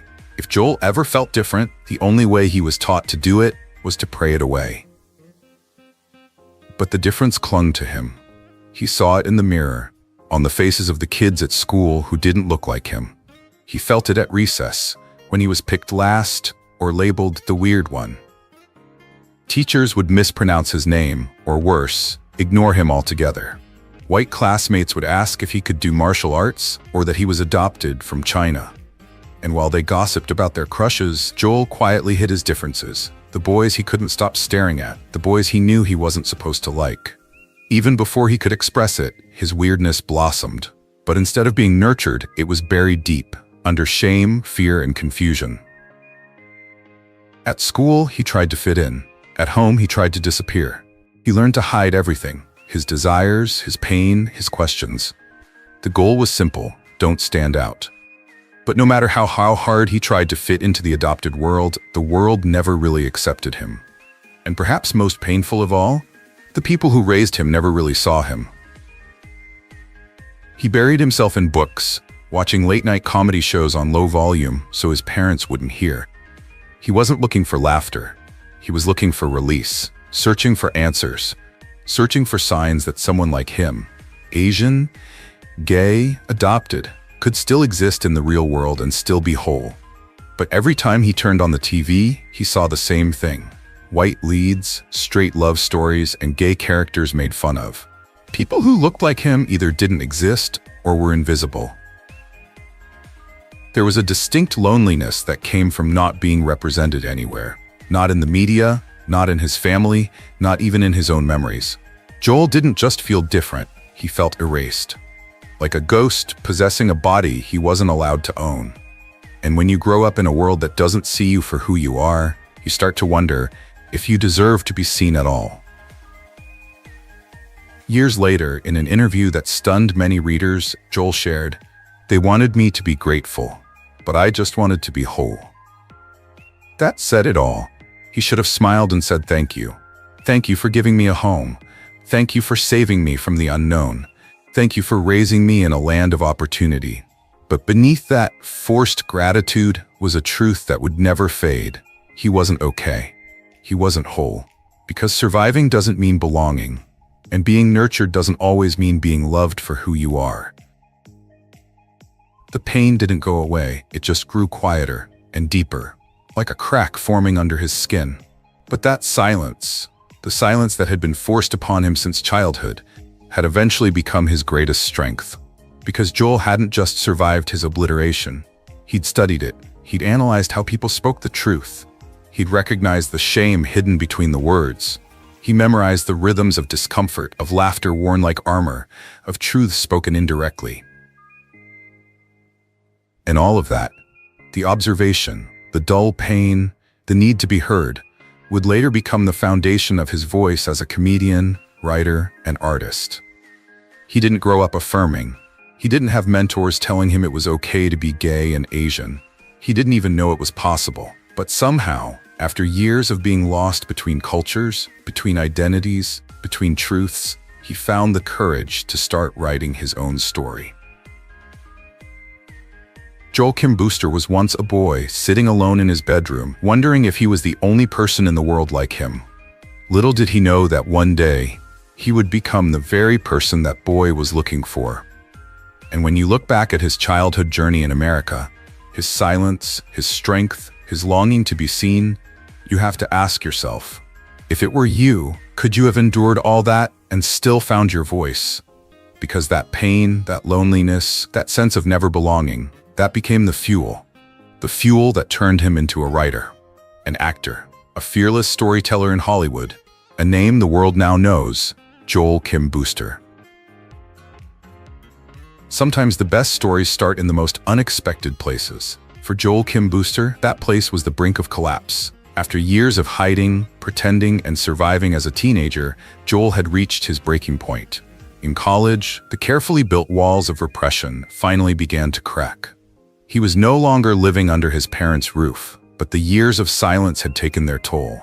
Alone, confused, and without the emotional tools to recognize who he truly was, Joel began to fall apart. He dropped out of school. He struggled with his mental health. He was officially on his own, no family support, no direction. Just a kid with a backpack full of hurt, living paycheck to paycheck in Chicago. It could have ended there, but for Joel, the chaos became a catalyst. He started writing jokes, not for praise, not for fame, for survival. At first, comedy was just a way to cope, a way to say the things he was never allowed to say, about race, about sexuality, about being the Asian gay guy that people either idolized or ignored. And when he finally took the stage, nervous, shaky, uncertain, something clicked. The audience laughed, and then they kept laughing. And for the first time in his life, Joel felt powerful. Stand-up comedy wasn't just a stage, it became a lifeline, a place where he could speak his truth, his own truth, and be celebrated for it. He didn't have to sanitize or shrink to fit expectations. In fact, the more authentic he was, the more people supported him. Comedy allowed me to say things I couldn't say, he once said. It taught me that being outrageous wasn't my weakness, it was my strength. But it wasn't just laughter. Joel used comedy as a weapon, sharp, precise, and fearless. He talked about how gay white men often shunned men of color on dating apps. He joked about being treated like a toy in gay spaces. He broke down stereotypes with pinpoint precision, exposing how racism, homophobia, and classism often coexist, even within the LGBTQ+ community. And he did it all while making people laugh gently and brilliantly. Success didn't come immediately, though. Joel struggled through years of late-night open mics, cheap bar shows, and cramped small rooms. He performed to half-full audiences and failed countless times, but he kept going. Because every time he stood up, he wasn't just chasing a laugh, he was reclaiming a part of himself. At first, his performance was unpolished. It was raw, messy, even chaotic, but it was authentic. And that authenticity, it resonated. It reached queer kids who had never seen themselves on stage. Asian Americans tired of being sidekicks. Anyone who had ever felt too different from the world around them. As Joel honed his voice, the world took notice. Comedy festivals, late-night venues, a growing fan base that not only laughed but shared. And throughout, Joel remained sharp, funny, and most importantly, authentic. What makes him different is what makes him unforgettable. He's not trying to fit into a system that has never made room for people like him. He's building something entirely new, something strange, quirky, unapologetic, and proud. And while some in the industry are still hesitant, not sure how to label him or where he belongs, Joel keeps talking, keeps writing, keeps making people uncomfortable in the best possible way. Because, for him, the stage is more than just a performance. It's a reassertion of self, a reassertion of an identity he was taught to hide, a reassertion of a voice he was taught to silence, a reassertion of a power he never knew he had. One of his earliest jokes captures it perfectly. "I'm not your wisecracking sidekick. I'm the protagonist. I'm the plot twist. I'm the movie." And in a way, he was right. Joel was no longer the quiet kid in the back of the classroom, no longer the scared teenager pretending to be someone else. He had stepped into the spotlight not just as a comedian, but as a storyteller, a truth teller, a fighter, and above all, a survivor. Comedy didn't just help Joel Booster find his voice, it gave him a reason to never lose it again. When everything around you tries to erase who you really are, do you dare make it into a joke? Because that's exactly what Joel did. And with every laugh he got, he rewrote the story of who gets heard. What if your worst moment, the rock bottom, the heartbreak, the rejection, wasn't the end of your story, but the beginning of your legacy? Joel turned his survival into a stage. He turned silence into laughter. And he showed us that even the messiest parts of who we are can become something beautiful, powerful, and unforgettable. So if you've ever felt erased, misunderstood, or unwanted, ask yourself, what could your voice become if you finally set it free? Every artist dreams of a moment, a project that not only changes their career, but also rewrites the narrative of who they are in the public eye.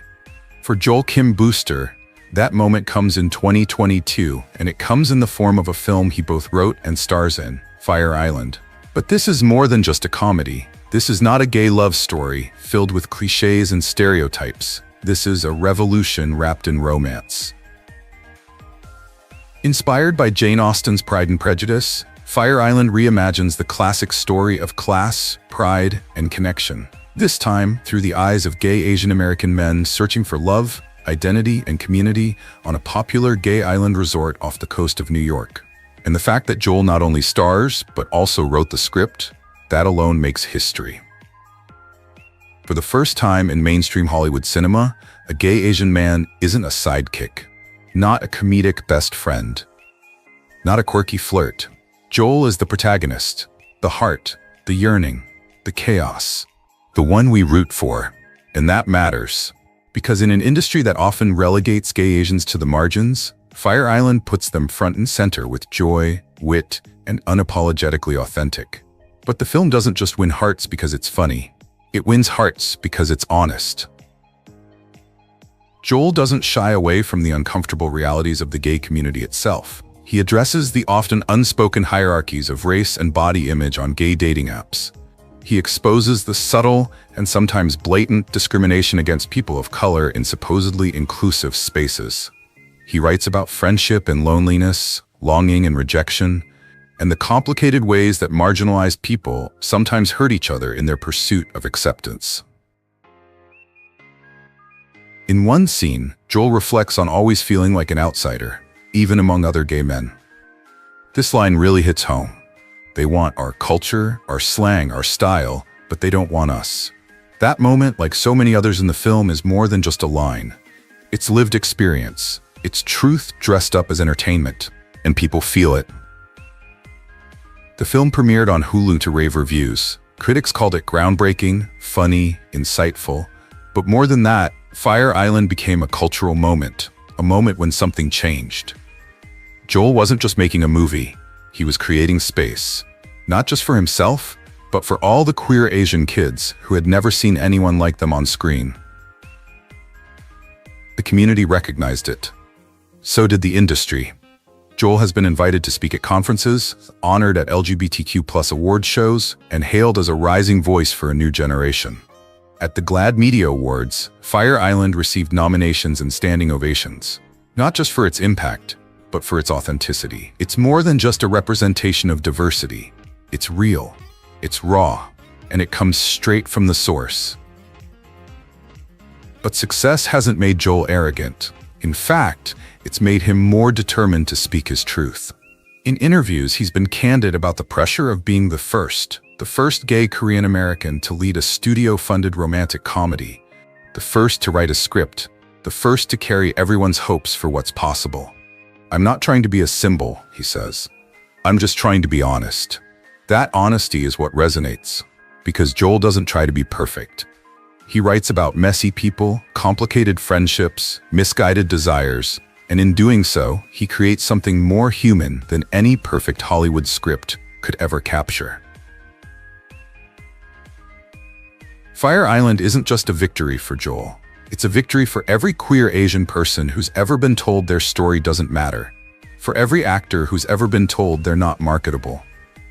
For every screenwriter who's been asked to make their scripts less specific or more relatable. Joel has proven that the most relatable thing in the world is the truth. And when the truth is told with love, humor, and unflinching honesty, people don't look away, they lean forward. He took a story that only he could tell, and he told it loudly, joyfully, proudly, not for permission, but to remind everyone watching that his voice was there. It was the world that was too afraid to listen. And that brings us to you. If you had the chance to write your own story, unedited, unfiltered, unapologetically, would you have the courage to be the one to lead? Stop waiting for permission and start giving the world something it's never seen before? Because that's what Joel Kim Booster did. And who knows, it could be you next. When Fire Island debuted, Joel Kim Booster had already established a reputation. Funny, fearless, razor sharp. To the world, he looked like a man in control. An LGBT icon, a rising star, someone who turned pain into witty jokes and trauma into compelling 90-minute scripts. But behind the glitter of success was a much quieter battle, one that didn't end with laughter or the spotlight. Joel lived with bipolar disorder, and for years, that diagnosis was something he carried like a secret burden. Misunderstood, often stigmatized, especially in the LGBT and Asian communities where mental health was rarely discussed. Coming out as gay was hard enough, but talking about mental illness, it's a different kind of vulnerability. A vulnerability that isn't always welcomed. He once admitted, in a moment of heartfelt honesty, "I don't think I'm lovable. I think I'm too complicated, too messy, too much." Because when you grow up believing you're the problem, too Asian to fit in, too gay to be considered holy, too loud to be polite, you start to build walls around your heart. You start to confuse independence with isolation. You start to accept the idea that maybe love just isn't for people like you. That was Joel's mindset for most of his 20s. He was brilliant on stage, charismatic in the writer's room, charming in interviews, but emotionally, he was reserved. He kept people at arm's length, always afraid they'd see what he saw in himself. Someone too unstable, too unlovable, too broken. But something changed after Fire Island. Maybe it was the joy of making something so unapologetically gay. Maybe it was the overwhelming response from fans, young, gay, Asian, and hungry to see someone like them, fully alive. Or maybe Joel was just tired of hiding. So when love finally came, he didn't run, he stayed. And he didn't announce it with a splashy headline or a red carpet debut. Joel's first public relationship came in the quietest, most inconsequential way, as true love often does. A blurry photo on the beach, a behind-the-scenes video of a man's hand brushing against his, a holiday post with 2 plates on the table, and then, finally, confirmation? Yes, this is my boyfriend. Yes, I'm in love. No, I don't have to explain it to anyone. No clickbait scandals, no curated couple branding, just authenticity. One image stood out to fans around the world. A simple, natural moment of Joel and his boyfriend walking down the street holding hands, smiling, relaxed, happy, unabashed, unashamed. For many, it wasn't just adorable, it was revolutionary. Because here was a gay Asian man, someone who once felt completely invisible, now openly in love, with pride. In interviews, Joel was unemotional. He didn't share much, but when asked, his eyes softened, his voice was calm. He talks about love not as a grand fairy tale, but as a quiet miracle. The kind of love that comes when you stop pretending, when you let someone see the whole of you, even the parts you thought would scare them. He calls it healing, not because it healed him, but because it reminded him that he didn't need healing in the first place. It's easy to think of LGBTQ+ love stories as tragic or over the top, but Joel's story stands out because it's neither. It's not about perfection, it's about permission. Permission to be real, permission to be flawed, permission to love, not despite your troubles, but with them. And that story means something. To a gay kid watching from a small town in Malaysia, to a closeted actor in Seoul. For a lonely Ohio teenager who saw himself in Joel's comedy, but never dared to believe in a happy ending. That's what representation is all about. It doesn't just show us who we are, it whispers of what we can be. Joel once tweeted a simple but memorable line, "You're not too broken to be loved, you just haven't met the right person yet." It wasn't a joke. It wasn't even meant to go viral, but it did, because it said what so many in the LGBT community were dying to hear. Love is possible, even if you've been hurt, even if you've been hiding, even if you think you've missed your chance. Love, real love, doesn't require you to shrink. It doesn't demand performance. It doesn't punish your weaknesses or your struggles. It says, I see you all, and I'm still here. For Joel Kim Booster, it took years of silence, self-doubt, and cynicism. But in the end, he found true love. A love that didn't need explaining. And in sharing even a glimpse of that love with the world, he gave something much greater in return, in hope. Have you ever felt like you were too much or not enough to truly love? What moments reminded you that you deserve more love? Share your thoughts in the comments below, because sometimes one person's story is the lifeline that someone else didn't know they needed. And if this story meant something to you, if it made you stop, think, maybe even cry, we'd be honored if you liked this video, subscribed to our channel, and shared it with someone who might need a similar reminder. You're not broken. You're just somewhere out there. There's someone who loves every bit of you. Joel Kim Booster never set out to be a leader, nor did he set out to be the voice of a generation. He was simply a boy who felt like an outsider. A Korean adoptee raised in a conservative Midwestern family, hiding parts of himself just to survive. But through honesty, wit, and relentless courage, he became something much greater than he imagined. Not perfect, not brave, but real. And in that truth, he lit the path that many queer youth around the world are now walking toward with hope in their hearts.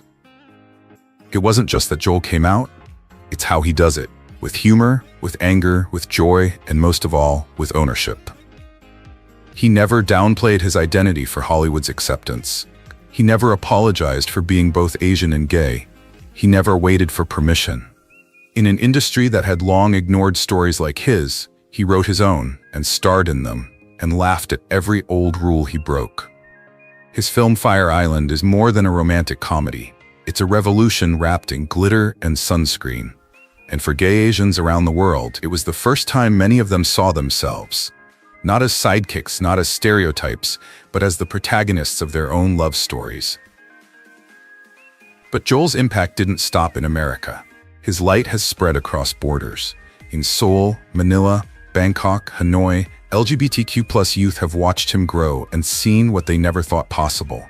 They have seen themselves. For so long, they had to imagine freedom in the dark. Now they have a name, a face, a voice that speaks their language. even if they come from another continent. Joel has made it clear. Being gay and being Asian is not a contradiction. It is a strength. In countries where coming out is still dangerous, where tradition weighs heavily on young people, Joel's presence is not just representation, it's salvation. It tells queer youth in Asia that they are not alone, that their future can be bright, even when the present seems impossible. He has given them the right to dream big, to love, to exist without apology, and in doing so he broke a silence that had been there for generations. Joel didn't stand on a podium and proclaim his mission. He told jokes, he shared pain, he strapped himself into a red carpet, he created space in rooms where there had been none before, and the ripple effect was undeniable. Young creatives, poets, filmmakers, fashion designers, queer dancers are now stepping forward, driven by the simple truth Joel demonstrated. Your story matters, not when you're famous, not when you're perfect, but right now, who you are. What makes him a powerful force isn't just what he says, it's how he lives his life.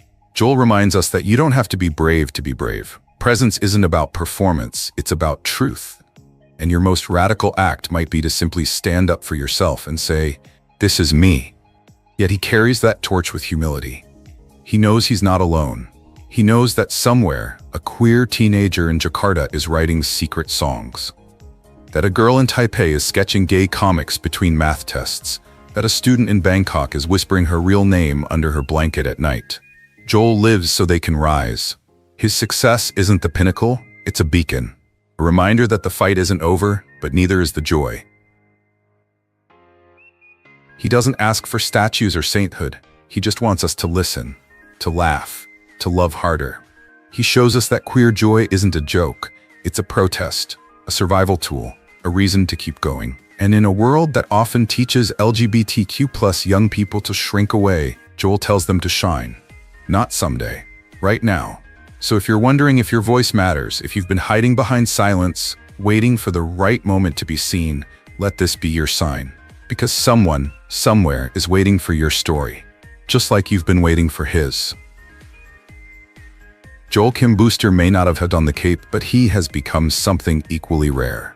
A living, breathing symbol of possibility. Not because he's perfect, but because he's honest. Not because he's fearless, but because he shows up. And maybe that's what makes a true light in the darkness. Not because of how brightly it shines, but because of how many others it helps find their way home. So if you're watching this and wondering if your story is worth telling, remember, it's already worth telling. Because Joel didn't change the world by waiting for the right moment. He did it by living fully, even when it hurt. By laughing out loud, even when everyone told him to shut up. By showing up over and over again until the world had no choice but to see him. And now, that light is in your hands.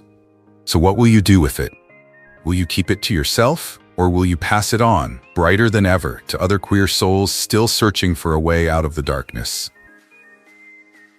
For generations, queer Asians have been footnotes in Hollywood scripts. When they appeared, they were caricatures, over-the-top comedies, sidekicks with no real story of their own. But then Joel Kim Booster came along. He didn't just walk into the frame, he rewrote it. With every joke, every scene, every line, Joel didn't just entertain, he reclaimed the space.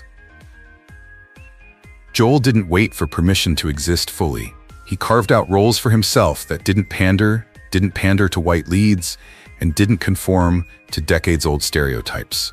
His film Fire Island wasn't just a love letter to Jane Austen. It was a revolution wrapped in beachwear. A sharp, sexy, unabashed story about queerness and Asian identity centered on his voice, and more importantly, it opened doors for others. But Joel's fight didn't stop on screen. Behind the scenes, he became a political force, writing, producing, and speaking out about the erasure and misrepresentation of Black gay men in the media. He repeatedly exposed the fact that when Asian men finally gain visibility, they are often desexualized, ridiculed, or forced into stereotypes. Joel wasn't interested in being relatable. He wanted to be real. And real for Joel meant being complex. It meant portraying characters who weren't just confident or broken, but both funny and vulnerable. charming and insecure, bold and heartbroken. In a media world that often shies away from subtlety, especially when it comes to marginalized identities, Joel stepped forward. He didn't just want to be seen. He wants queer Asian characters to feel human. What's radical about Joel isn't just that he exists, it's that he dares to imagine a future where he's not alone. He's not building a kingdom for himself, he's building a community. Whether he's mentoring up-and-coming Asian American writers, calling for diversity in casting, or tweeting about the loneliness of being the only gay Korean in a comedy cast, Joel is pushing the conversation. Not to be influential, but because he knows what's waiting. When queer kids across Asia, whether in Seoul or Saigon, see Joel, they don't just see a celebrity, they see potential. A reminder that you don't have to hide. You don't have to soften your edges to be loved, that there's power in your differences, that your voice matters, and that maybe, just maybe, there's a place for your story too. And here's the truth. Joel's influence doesn't stop with who he is. It continues with the people he supports. He's the kind of guy who will walk into a meeting in Hollywood and use his time not just to pitch his next big project, but to introduce 3 other queer Asian creators who deserve a chance. That generosity changes the room. It changes the conversation. It says to decision makers, we're not a trend, we're a movement, and we're not going anywhere. Joel says, my story is not unique. This is just the first of many that we're going to hear. That's not a quote. It's a promise. A promise he's fighting to make come true. And the truth is, his story shouldn't be the only story. Because the world is full of queer Asian voices who are hungry to be heard. Writers, actors, directors, comedians, musicians, creatives who are breaking every mold forced upon them. Joel isn't asking Hollywood to save them. He's asking Hollywood to make space. Because the future of LGBTQ+ stories isn't just white and Western. It's Asian, global, multi-layered, loud, and long overdue. The story is about a boy in Manila writing poetry on his phone, a transgender actor in Bangkok waiting for a real audition, a non-binary filmmaker in Taipei with a dream. Joel's mission is to make sure they don't have to wait as long as he did. In an age where representation is in danger of becoming a buzzword, Joel reminds us of what it really means: truth, texture, and unwavering visibility. It means breaking the mold, not repeating it. Laughing without being the butt of the joke, loving without apologizing, leading without pretending to be someone else. The mold was never made for people like Joel Kim Booster. So he broke it down with wit, with passion, and with a conviction that vision can save lives. Not because it solves everything, but because it says to someone, somewhere, you are not alone. And while that may sound small in a world of noise and press, to the right person at the right time, those 4 words mean everything. And if that's not a future worth fighting for, then what is? He didn't save the world. He saved someone like you from feeling alone. Joel Kim Booster is not a superhero. He's a human being who has been hurt, who has been afraid, who has thought he didn't belong. But by speaking his truth, he has given voice to thousands of people who couldn't speak. And maybe you'll feel heard too. Now tell me, who helped you believe your story mattered? Share their names in the comments. Let's celebrate the voices that light the way.